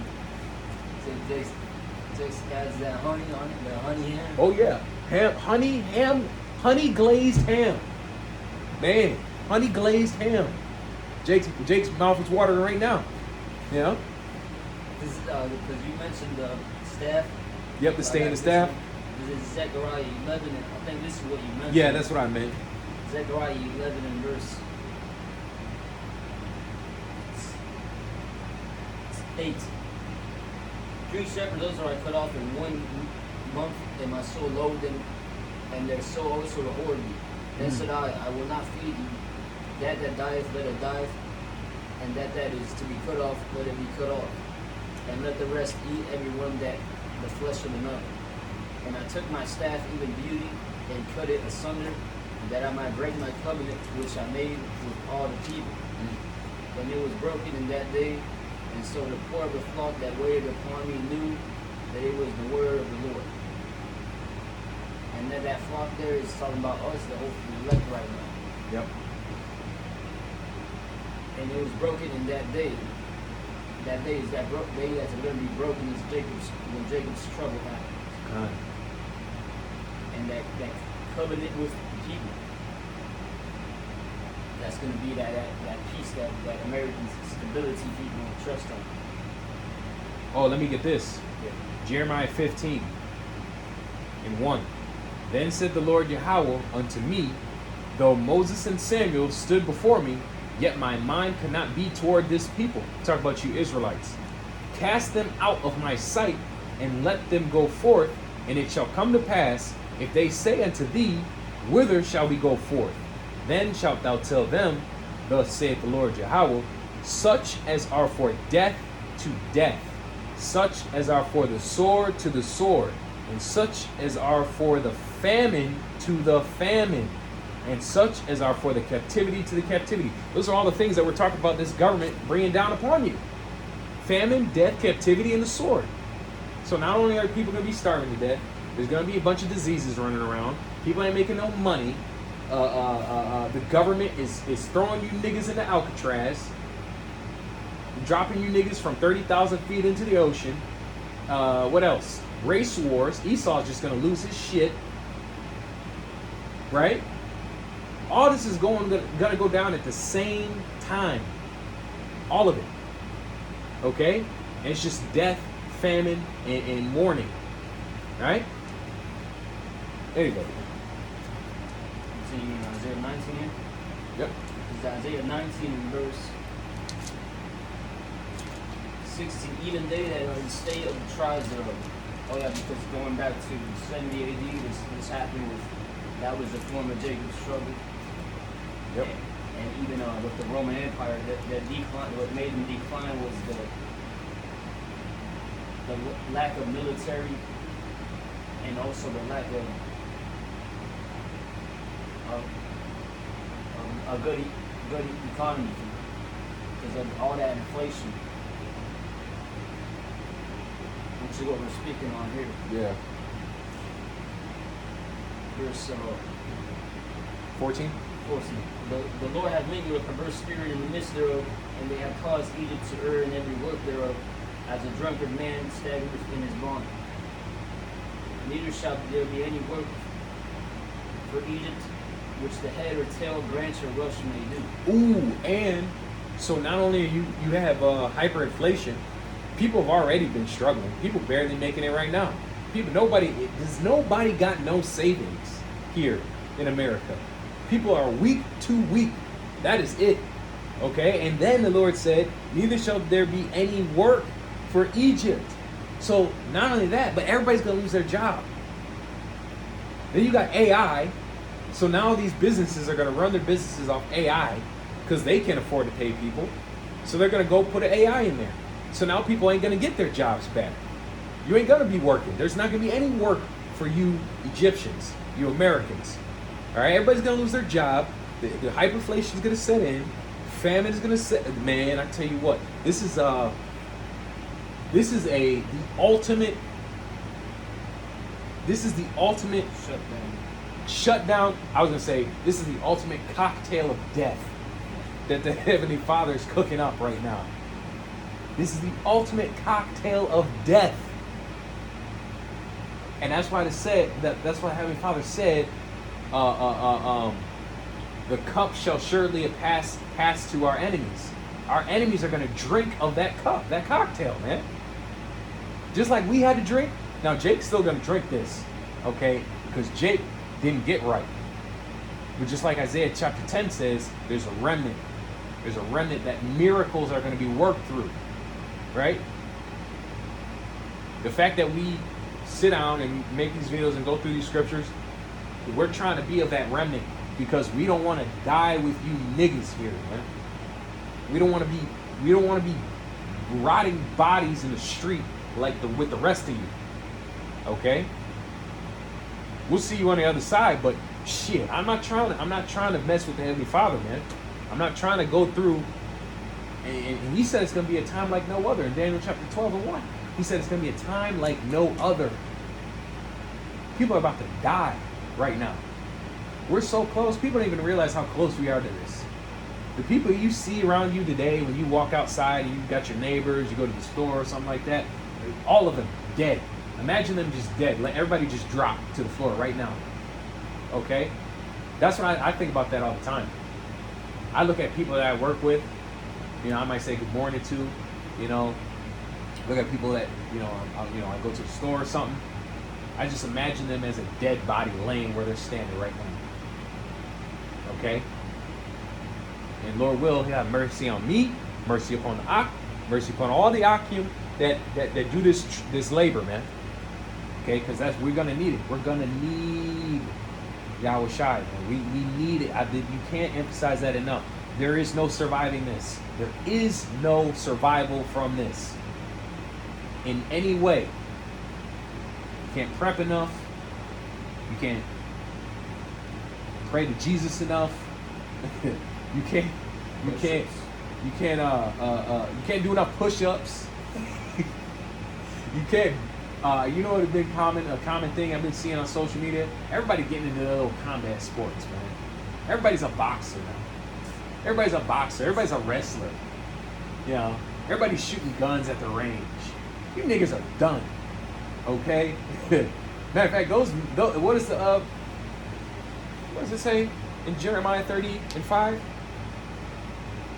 All these mighty men out here doing their little routines in the morning, right? What's the Lord say about that? Let's see what the Lord says about you and your muscles and your little workout routines. Everybody's so prideful, man. Jeremiah 30:5. For thus saith the Lord, we have heard a voice of trembling of fear and not of peace. Ask ye now and see whether a man doth travail with child. Wherefore do I see every man with his hands on his loins as a woman in travail, and all faces turned into paleness. So it don't matter how many fucking TikTok, Facebook, Instagram reels you put up, man.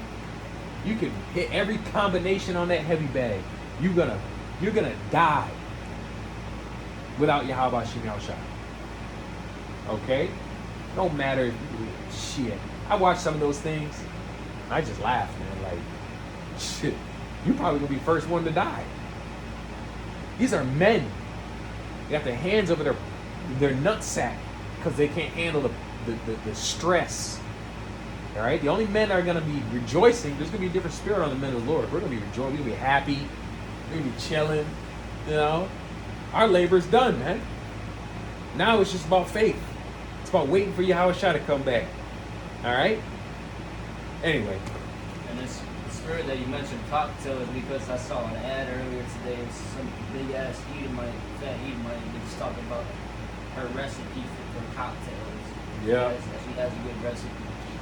Well, she gonna need that during the time, but she gonna need that to distract herself from the goddamn misery that's coming upon America.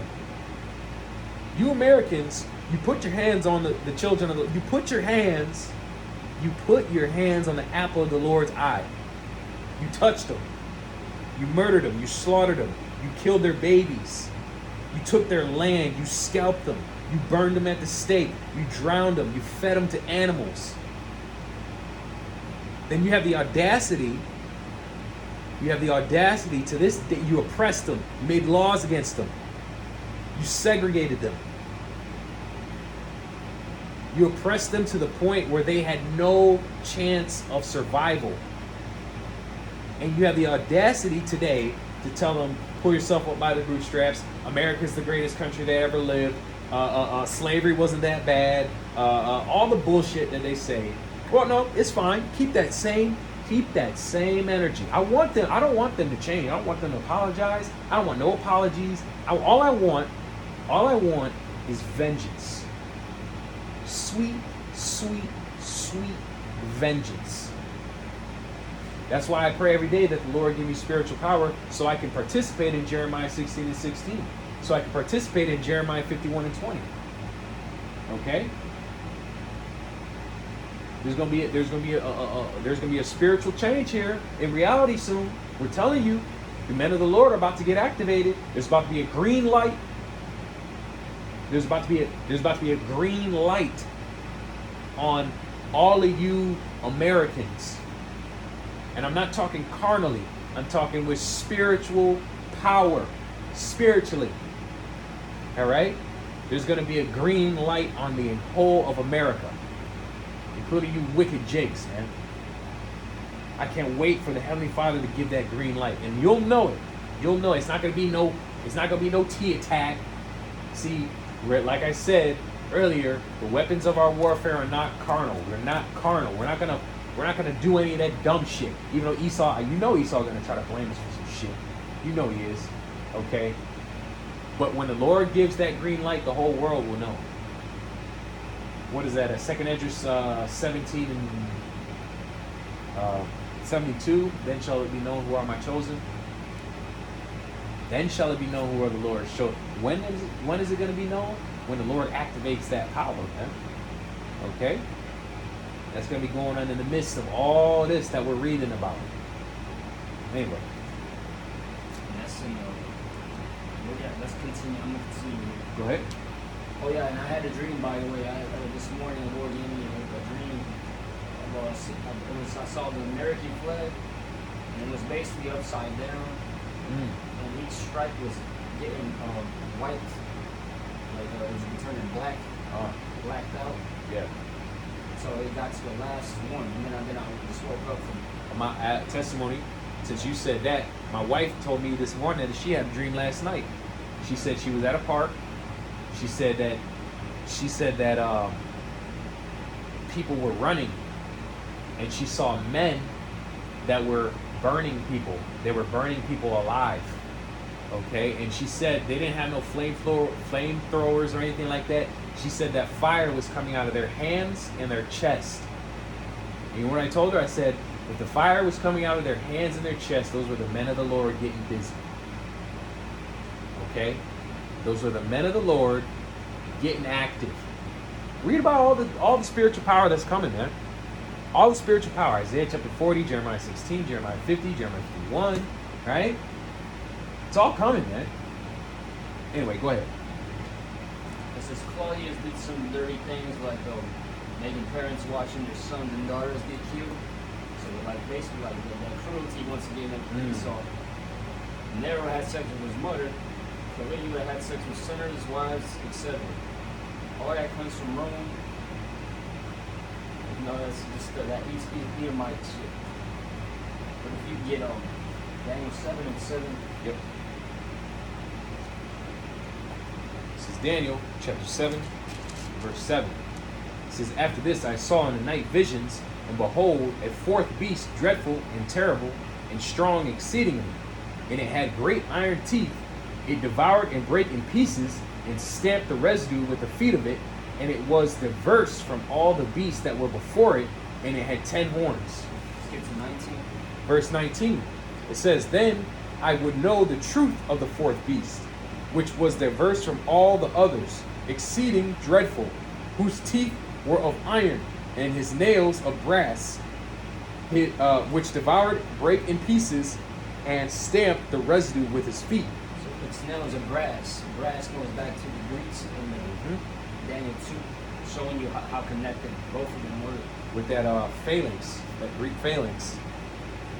Jump down to 23. 23 says, thus he said, the fourth beast shall be the fourth kingdom upon the earth, which shall be diverse from all kingdoms, and shall devour the whole earth, and shall tread it down, and break it in pieces. And that breaking in pieces was how Rome destroyed Israel. And after that, Israel couldn't come back after that. You notice the Greeks tried to fight up against Israel as well, but they couldn't break it in pieces like Titus did. But you jump down to verse 25. 25 says, and he shall speak great words against the Most High, and shall wear out the saints of the Most High, and think to change times and laws, and they shall be given into his hand until the times, and a dividing of a time. Yeah, and that's what Greece did. If you notice with that Antiochus. Daniel 7, the fourth beast. They had iron teeth. mentions iron teeth, nails, and brass.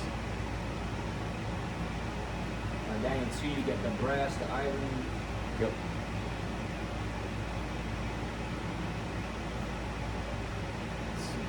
Let's go to Revelation 13. Revelation 13.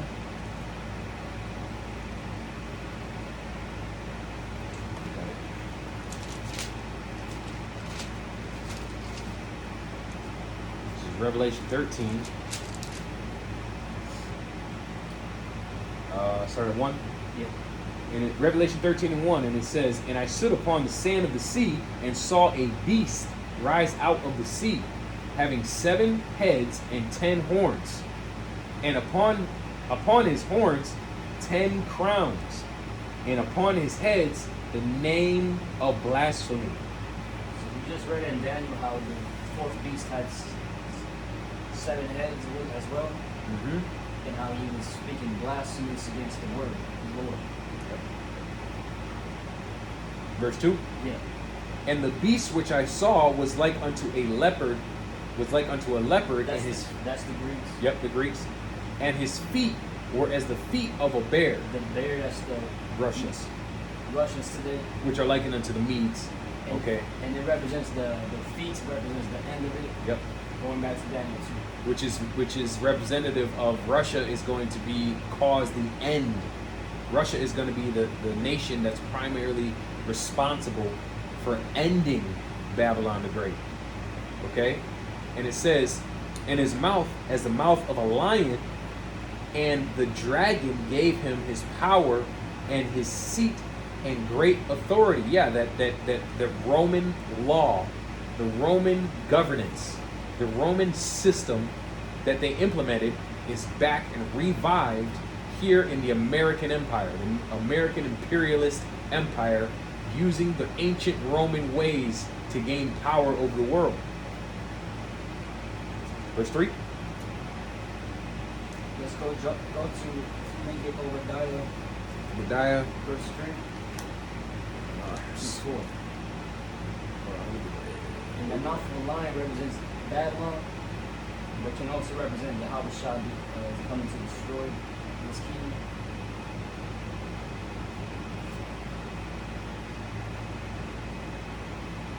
Slightly, let me get there.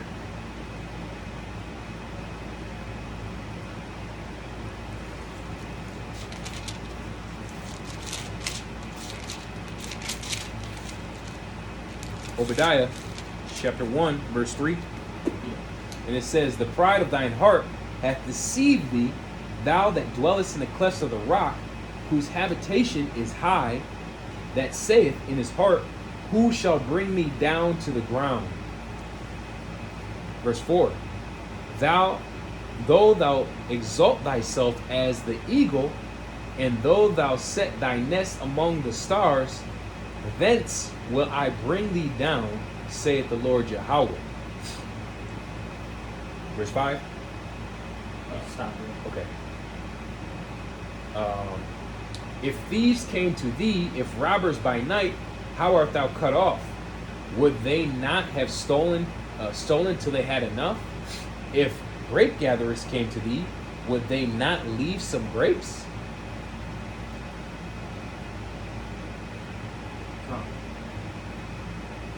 Yeah, so he's talking to Esau here, okay? Esau's one that has pride. The scriptures call him, "O thou most proud." Okay, Esau is the most proud. We played last time that little video compilation of Donald Trump talking shit. We're the best. I'm the best at this. I'm the best at that. America's nobody like America. Israel has our weapons. They're the best. They're the best weapons ever manufactured. They're right here in the U.S. That's America. That's Obadiah talking to Esau. The Lord talking to Esau through Obadiah. It says that he exalted himself as the eagle. The Romans had the eagle. The Spaniards had the eagle. The Americans had the eagle, right? The Greeks had the eagle. Even go back to ancient Edom in Petra, they had the eagle on their coinage. Okay, look at the money, look at the coins, look at the flag, look at the symbology of America and all the Edomite nations. Germany has the eagle on their flag. France, Romania, Poland. Okay, these are all Edomites and they exalt themselves to be as the eagle. The most famous mascot, high school mascot in the United States, I believe, is the eagle. Okay? The high school I went to, we were the Eagles. Okay? This is Rome, man. We're living in Rome right now. And going back to Revelation 13, when it tells you about this beast being like a leopard, a bear, a lion, showing you how greater that beast is than all the other beasts, because the other beasts were compared to just a leopard with wings, or a bear, or a griffin. When you think of a leopard with a mouth of a lion and feet of a bear, that's just a metaphor for how greater this kingdom was American, because it was able to come back, unlike all those other kingdoms. That's a miracle in itself. I mean, for you to die and then come back. Yeah, because usually after an empire falls, they don't come back. Think about Egypt. After Egypt fell, they ain't never came back. After Babylon fell, they never came back. After Assyria fell, they never came back. But Rome came back. Rome was able to come back out of the economic, political depression and oppression through what? Through the rebirth, through the Renaissance. So you can get Daniel 7, 24. Daniel, chapter 7, 24. In 24 it says, "And the 10 horns out of this kingdom are 10 kings that shall arise, and another shall rise after them, and he shall be diverse from the first, and he shall subdue 3 kings." All right, going into the United States of America. Okay, what did they subdue? France, Britain, and Spain. All France, Britain, and Spain were the 3 Edomite nations that had a stronghold, a foothold here in the American continent. Okay, if you go south of the border, Central and South America was controlled by the Spaniards. Okay, North America, the United States primarily, was controlled by the French and the British. All right, this is why Michigan was a French colony. This is why you have cities like Detroit. Detroit is a French word. It means it's Detroit. Okay, it means the wheel. All right, if you look at the layout of Detroit, if you look at a sky view, bird's eye view of Detroit, it looks like a giant wheel with spokes. So we have first mile, second mile, fourth mile. Most famous street in Detroit is what? 8 Mile Road. Got a movie named after that. It's one of the spokes on the wheel. Okay, that's a French colony. All right. Jump to Revelation 17 and 8. Revelation 12. 17 and 12. Revelation 17, verse 12 says, "And the 10 horns which thou sawest are 10 kings, which have received no kingdom as yet, but receive power as kings 1 hour with the beast."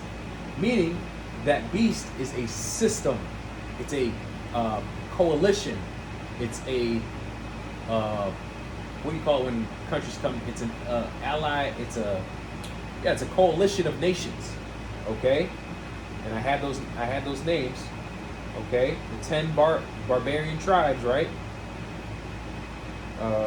10 barbarian tribes: the Goths, Huns, Vandals, Franks, Visigoths, Ostrogoths, Lombards, Saxons, and Alemanni. Okay, if you want to go to their modern nations today, these are Slovakia. These are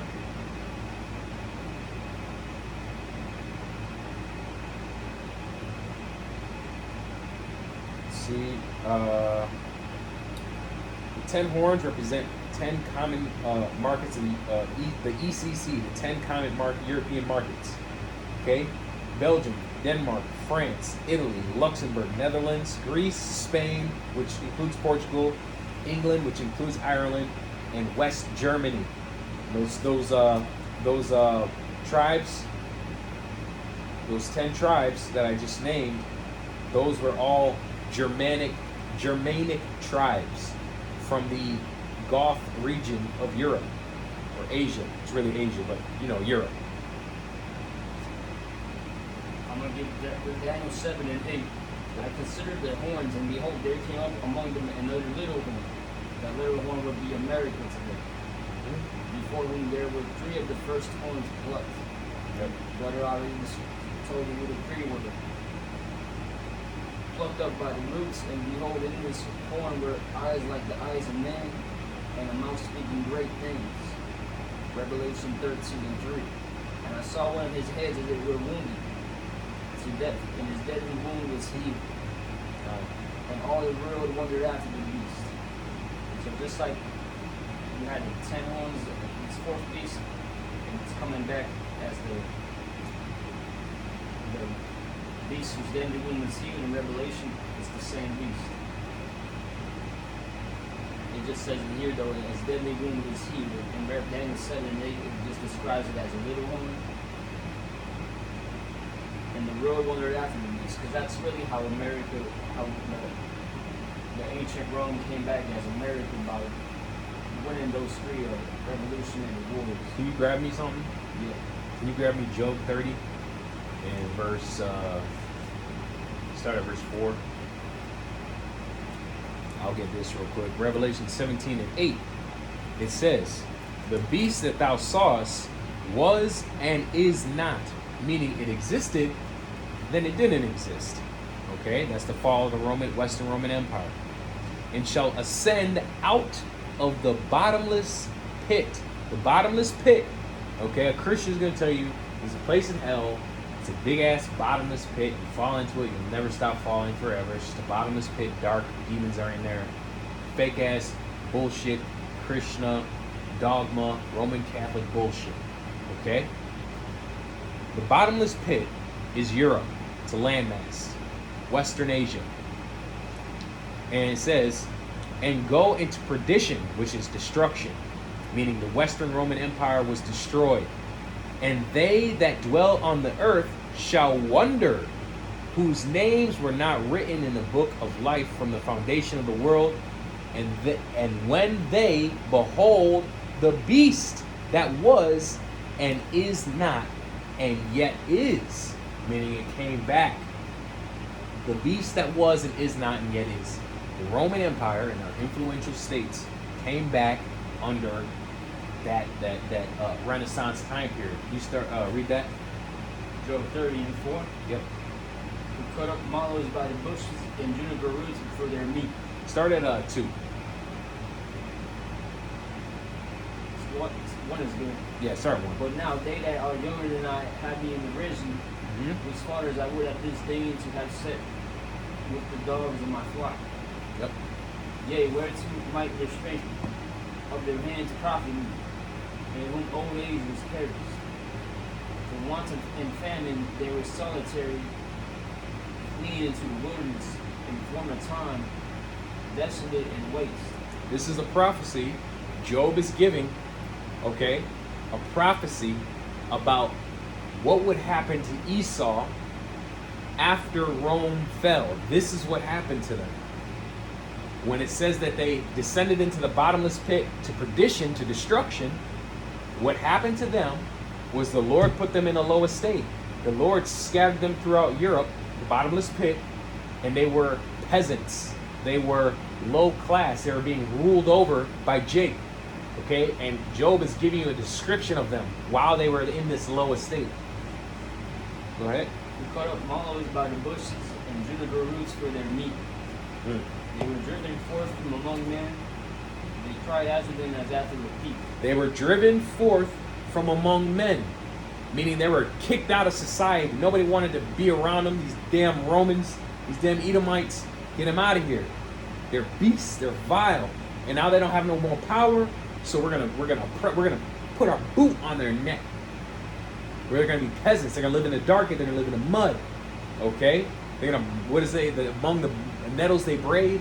Keep going. To go in the clefts of the rocks. Yep. Cavemen, Caucasus Mountains. In caves of the earth. And That's right. in the rocks. That's what Caucasian means.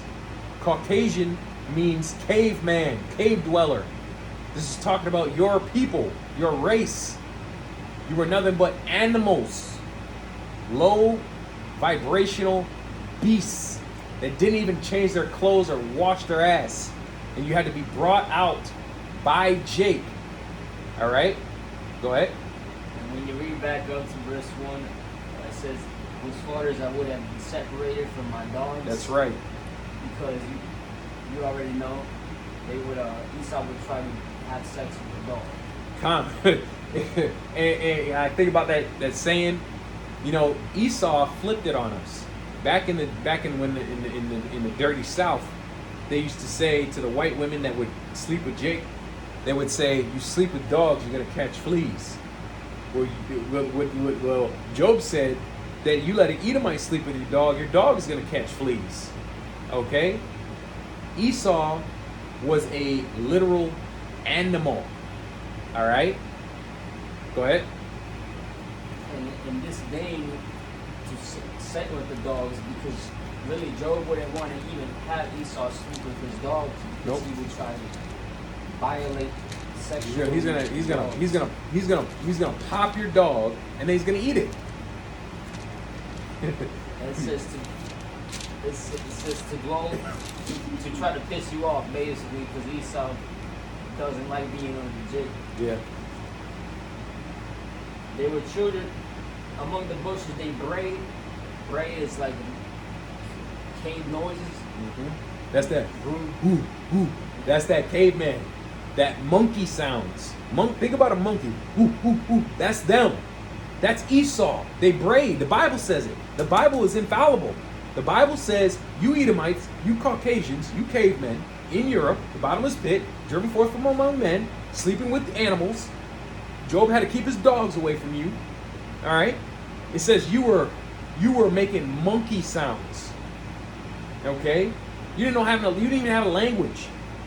All right? Under the nettles, they were gathered together. Mm. They were children of fools. Again, children of base men. Base men. That means the base of something is the lowest part. So of all the men on the planet Earth, there is a base men. That's called racial hierarchy, racial superiority. And of all the men on the planet Earth, Esau, the Edomites, they are the lowest. Most people would say that's racist. Well, yes, it is, indeed. And we don't care. Because the Heavenly Father, like you said, the Bible is infallible. The Bible says there's such thing as base men. What does Christianity teach? Christianity teaches, and I had a run-in with a Christian maybe a few weeks ago. Okay, I was talking to a Jake, giving him the word. Okay, and Edomite comes up, churchgoer, and he's talking to the Jake I was talking to, and he says, he asked him a question. I forget what the question was, and the Edomite says, "Well, God made all men equal." Then I immediately said, "Are you sure about that? Is that what the Bible says, or is that what the Constitution says?" So he said, "No, the Bible says that all men are created equal." Where the hell is that? Where is that at? That's not in the Bible. The Bible says the exact opposite, and this is another example of just how unspiritually inept, biblically illiterate you Christians are, man. You are confusing and conflating the Constitution of the United States, which is the Constitution of Babylon the Great, okay? You're conflating the Constitution of Babylon the Great with the Bible. The Bible is not it's not a world-friendly book. It's not a nice book. It's not a feel-good book. It's a very dark, brutal, harsh, cutthroat book. Which is why you refuse to read it in church. Because you don't read this book in church. Okay? You don't want to read this book. That's why you exclude the Old Testament, the Torah and the Tanakh. That's why you took out the Apocrypha. That's why you only read a few scriptures from Paul and then call it a day. Alright? Because you can't handle the reality of what this book says. See, us Hebrew Israelites of Great Millstone and like-minded brothers, we actually get it. We actually dive deep into this book. We eat the whole roll. All right. Yahushua said, was that in the Psalms where he said, I come in the volume of the book, it is written of me. The volume of the book is written of the Messiah, the Mashiach, that would eventually return to save the children of Israel. All right? Is there more on that? Yeah. Okay, go ahead. They were children of fools, they were children of base men, they were viler than the earth. And now am I their song, yea, I am their byword. They abhor me, they flee far from me, and spare not to spit in my face. Mm-hmm. And they spit in our face when we were in the South. They spit in the northern tribes' face when they had them in slavery. All right? Go ahead. And it says in verse 9, once again, we are their song now. Ooh, what's, I got this one. Their byword. Going back to the curse that always shall be a power over the byword to our enemies. And this chapter clearly tells you who our enemies is as well. When you go to jump down to verse 30, it says, Job here says, my skin is black upon, and my bones are burned with heat. So, but that don't mean that. That don't mean that. They don't mean that he was black. His skin was black upon him. His skin wasn't actually black upon him. He's just saying that. You know? So this was a black man that was saying this about the Edomites. He called you fools. He called y'all base men and disgusting, bald people. You had something? Yeah, I got something right here. Oh, man.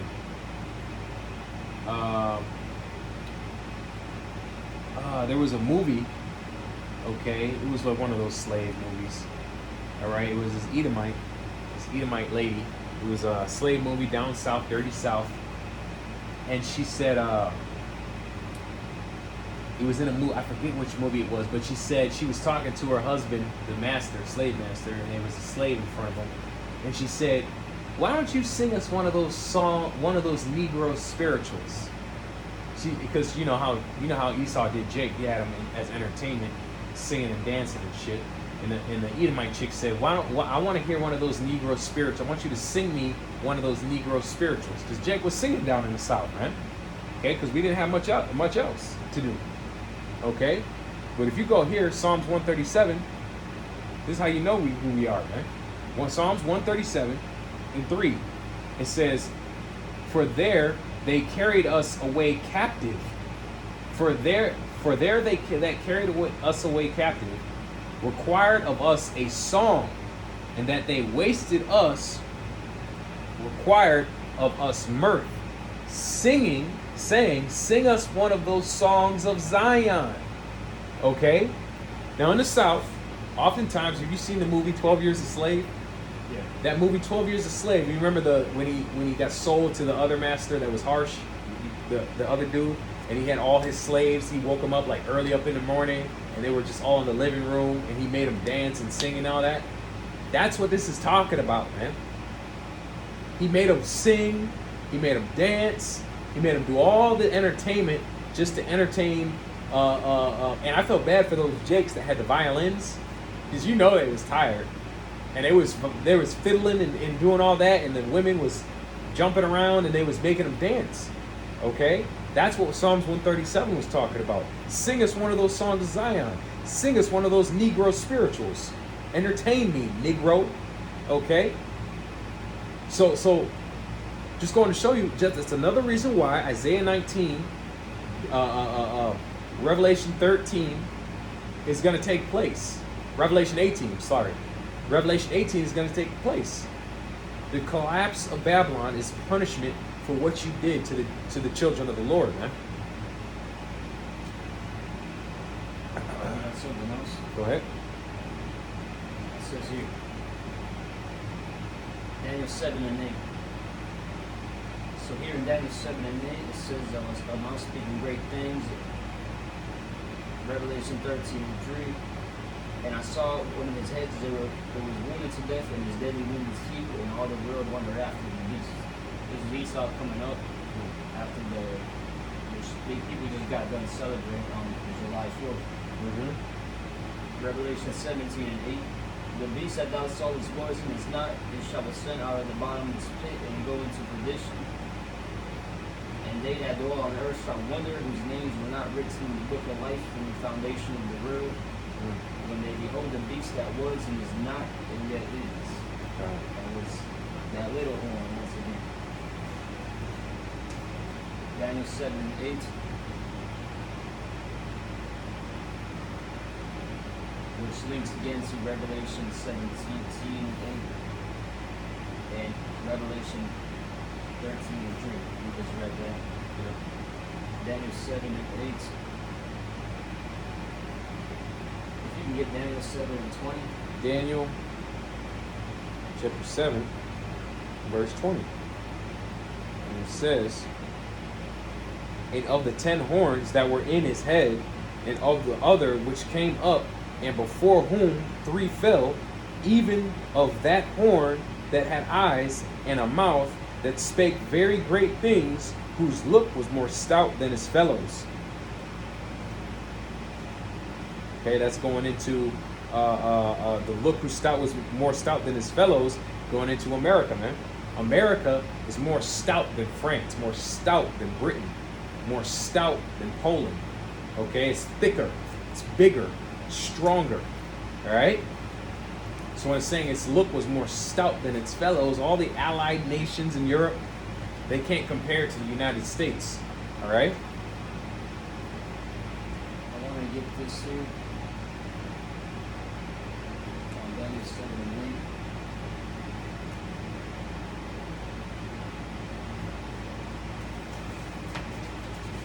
8. Daniel 7 and 8, the commentary here. Says, the horns here represents rulers. Even though the little one begins small, it would become the greatest of all. Which was back in verse 20. And when you look at it today, America is greater than all those 3 empires right now.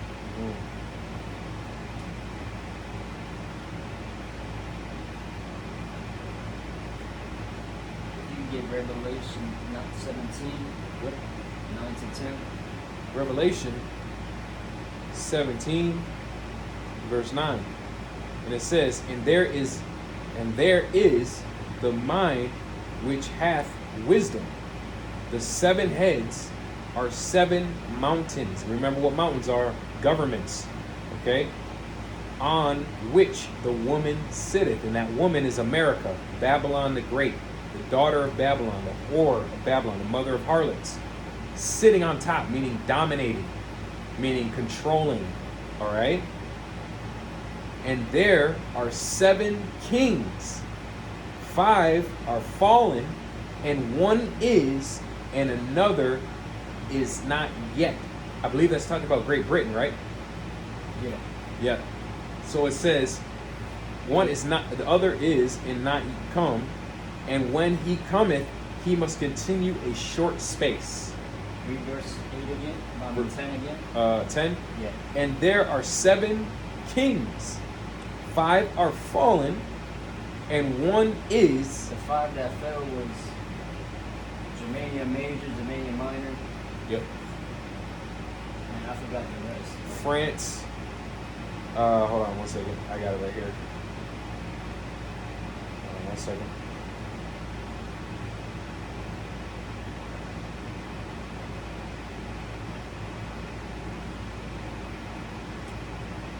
It's not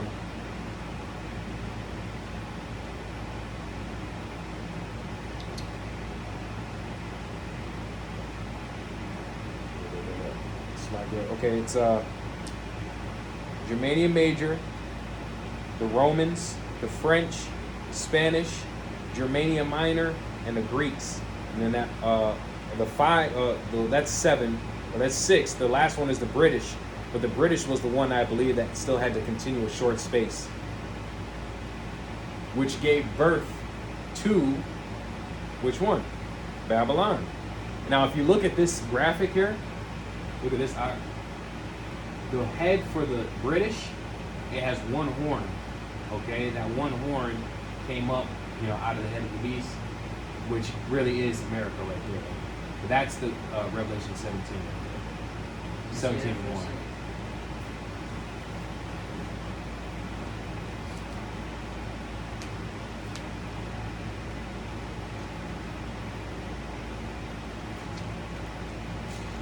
Okay, here I put Germania Major, Germania Minor, French, Spanish, Greece. Yep. The one that is Rome. The one that is yet to come is British. Con. It says in Revelation 17 and 9. That's how we just got that. On down, the last sentence is the fourth beast. Revelation 17 and 9, you said? Or you want 11, because we just read 10. Go back to Revelation 13 and 2. 13 and 2? Yeah. Revelation 13 and 2, and it says, "And the beast which I saw was like unto a leopard, and his feet were as the feet of a bear, and his mouth as the mouth of a lion, and the dragon gave him his power and his seat in great authority."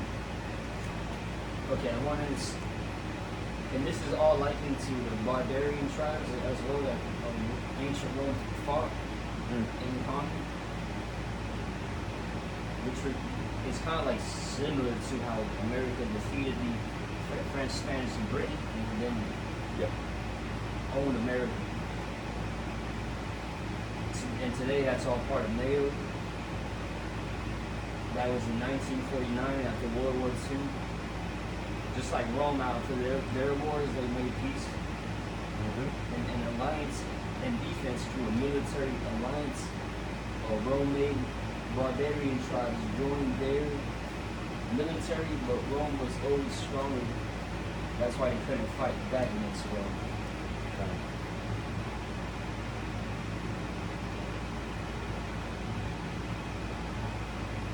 Here I got some history. It says Julius Caesar, after conquering the Gauls or the Goths, just another name of, just a different name of their land and another of their tribe.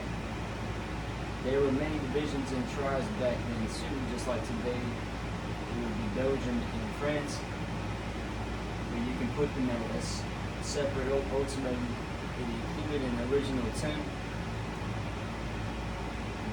It's hard to point. Well, let me just skip this.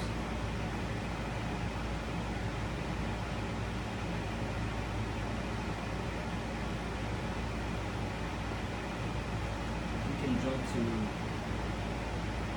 Revelation 11. Yep. 2 to 3. 2 and 3? Yeah. Revelation 11, verse 2. "But the court which is without the temple leave out and measure it not, for it is given unto the Gentiles. And the holy city shall they tread under foot 42 months. And I will give power unto my 2 witnesses, and they shall prophesy 1,203 score days, clothed in sackcloth." Okay, going into. Okay, go ahead. Oh, no, you said what you were going to say? That's going into the 2 witnesses, northern and southern tribes, prophesying, meaning out, living out the prophecies that are written in the Bible about what would happen to them in Babylon the Great. Living out prophecy, that's what it means by prophesy, okay, for a time and a half a time, 350 years, until 1969, where they would be given the breath of life, starting with the tents of Judah first, through Abba Bivens, okay? That was Revelation 11. Yep. 2 to 3. Yep. Jump to verse 11. Verse 11, and it says, "And after 3 days and a half, the spirit of life from God entered into them, and they stood up on their feet, and great fear fell upon them which saw them." Okay? Once this truth started coming out, all right? I believe the elder told the story one time about that guy that stopped by their camp in New York and said, "How did you find out?" Okay? That's fear. when we go out to the highways and byways and we're telling Esau, we're telling the nations, we're awake now, we're back now. The Israelites are coming back. Yahweh Shah, we know the name of the Lord. We know the name of the Lord is Yahweh. We know the name of his son is Yahweh Shai. Right? That puts fear into them. Why? Because they remember way back in the ancient world, when the Israelites would get into trouble, when they would have that heavy yoke put upon them, what would they do? They would call upon the name of the Lord, and then that was a wrap for the other nations, man. That was a wrap for these empires, these heathen. Okay, so now they're doing everything in their power to make sure that we don't call upon the name of the Lord. That's why the name of the Lord is so important. And that's why they pay off congregations like IUIC and ISUBK to call on Christ, to call on Jesus, to call him, say that the name don't matter, to say that we don't have the Hebrew, we don't know the names. Why? Because they want every excuse, okay, in the book for us to not call on those names. Because they know once the true Hebrew Israelites, genetic descendants of Jacob, once they start calling upon the name of the Lord, especially the men of the Lord, the elect, chosen, 144,000, once they start calling upon the name of the Lord's gonna jump, man. The Lord's gonna put people down, okay, for the apple of his eye. All right. You get Revelation 13:5. Revelation 13, verse 5. And it says, and it was given unto him a mouth speaking great things and blasphemies, and power was given unto him to continue 42 months. And that's what we just spoke on briefly on that just now earlier about how Trump is actually in concentration camps. That's how that's all going to start again. Because just like ancient Rome persecuted the Christians in that time, they're going to do that to us.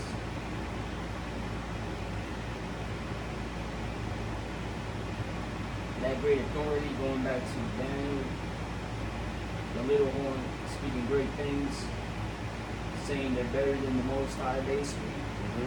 Same thing ancient Rome did. What was that scripture? I will ascend above the heights of the congregation. I shall be as the Most High.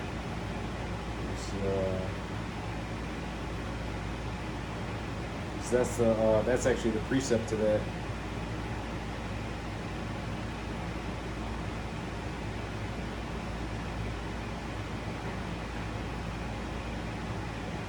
I believe it's in.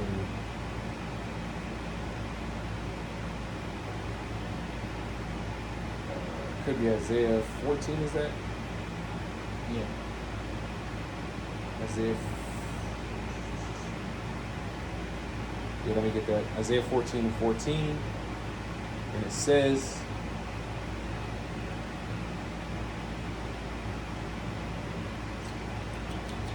hold on 1 second. Isaiah chapter 14 and verse 14. And it says, I will ascend above the heights of the cloud. I will be like the Most High. That's Esau talking shit. Esau talking about going to Mars. Esau talking about sending satellites out into different solar systems and shit. You know, going out and discovering planets. Esau's talking a lot of shit, man. Esau wants to control the weather. He wants to chip everybody. Okay? That's him saying he wants to be the Most High. He wants to be Yahweh. Okay? But he's going to get, like it says in the book of Malachi 1 and 4, we are impoverished and we shall build. And the Heavenly Father said they shall build, but I'm going to knock this shit down. And that's what's about to happen right now. They built America. They built a great empire. And now it's about to get knocked down. You can go back to Daniel 7.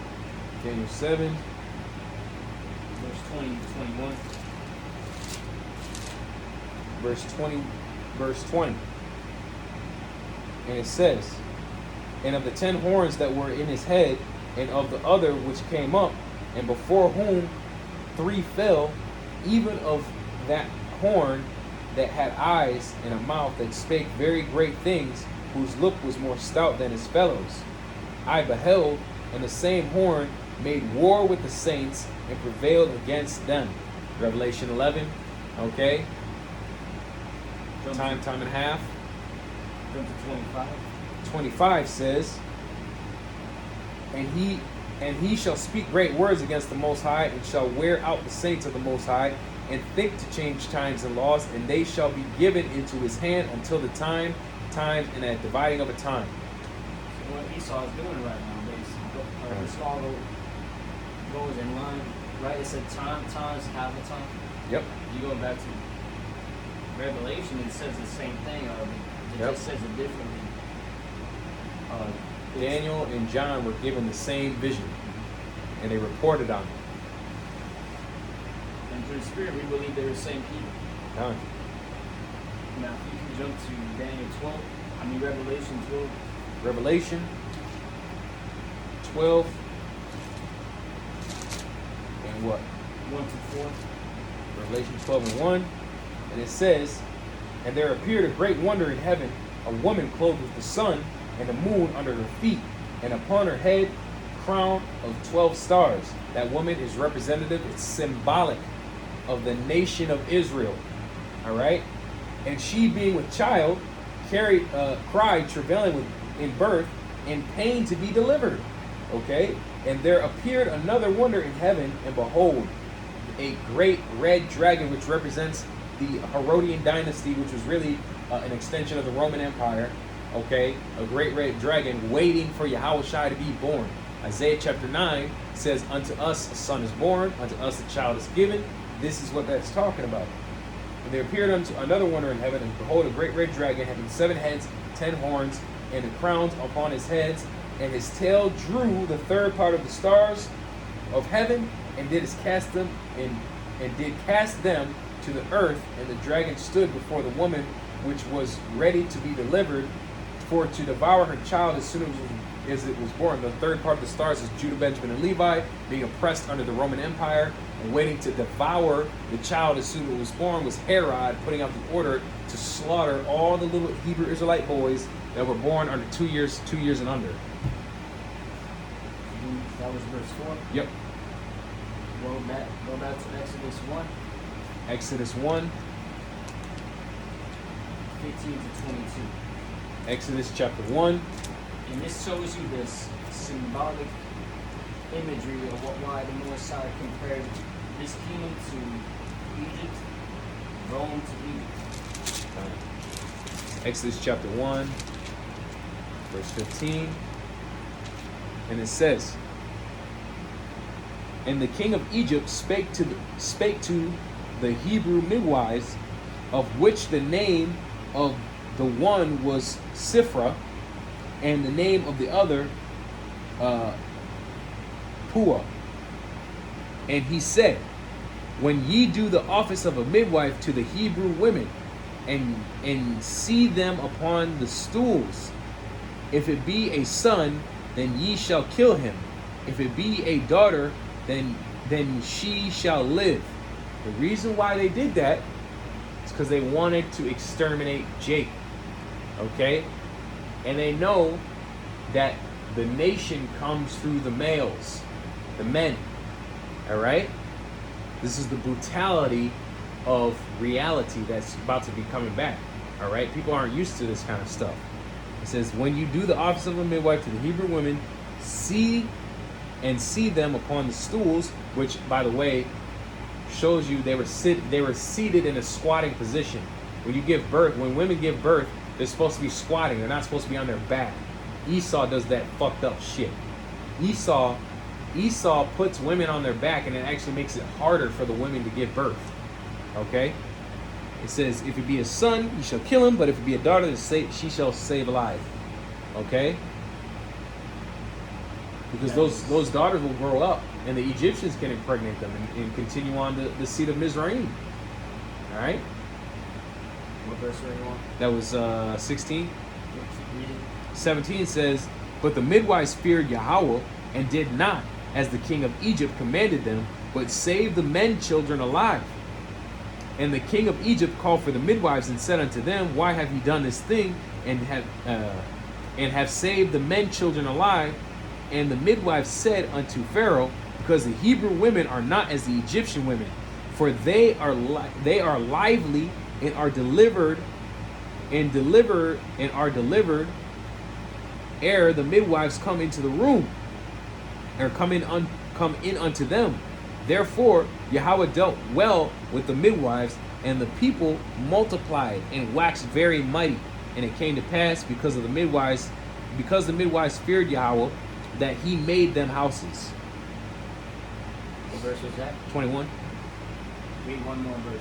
22 says, and Pharaoh charged all his people, saying, every son that is born ye shall cast into the river, and every daughter ye shall save alive. Now go back to Revelation 12, Revelation 12, 5 to 6. Revelation 12 and 5. And she brought forth a man child, which is Yahushai, who was to rule all nations. Revelation, Isaiah chapter 9. It says, and she brought forth a man child who was to rule all nations with a rod of iron, and her child was caught up unto Yahweh to his throne. Okay, talking about the sacrifice of Yahushai, the cross, being put to death and then resurrecting. Okay, and it says, and the woman fled into the wilderness, where she had a place prepared for Yahweh that they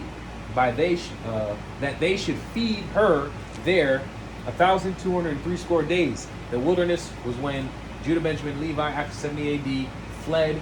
Okay, they dispersed into all the nations, but primarily they went into the west coast of Africa, and which was like the wilderness. Okay, so they were there for about 1,500 years as refugees. It says, Read 6 again. and the woman fled into the wilderness, where she hath a place prepared of Yahweh, that they should feed her there 1,260 days. Out there. And that's also going into, it's twofold. It's also going into how they were brought over here to America. Yep. And then it started the history of that slavery the Israelites were going to endure.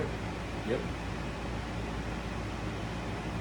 That 260 days, which is 360 days, links to Revelation 11 and 11 here. I'll just get this last one. Go ahead. And after 3 days and a half, the Spirit of life entered into them. Here it mentions it after 3 days and a half. That 3 days and a half were 1,264 days, which when you add it up, it's basically that time times dividing of time. It's called a time times dividing of time. It's also referenced as 3 days and a half, and it's referenced as 3 years and a half. A prophetical 3 years and a half, which would equal 350 years. A year, 2 years and a half a year would equal 1,260 days. Which is basically 3 years and a half, a prophetical 3 years and a half, 250 years. Starting from 1620 to 69. 1960. And Revelation 11 and 11, and after 3 days and a half, the Spirit of life entered into them, and they stood upon their feet, and great fear fell upon them which saw it. And we can continue this next week. Cool.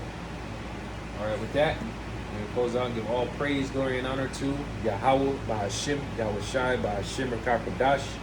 Double honors to the apostles and the elders of Great Millstone for teaching us this truth according to the Bible, the Shalom, and Abba Ball. Ball.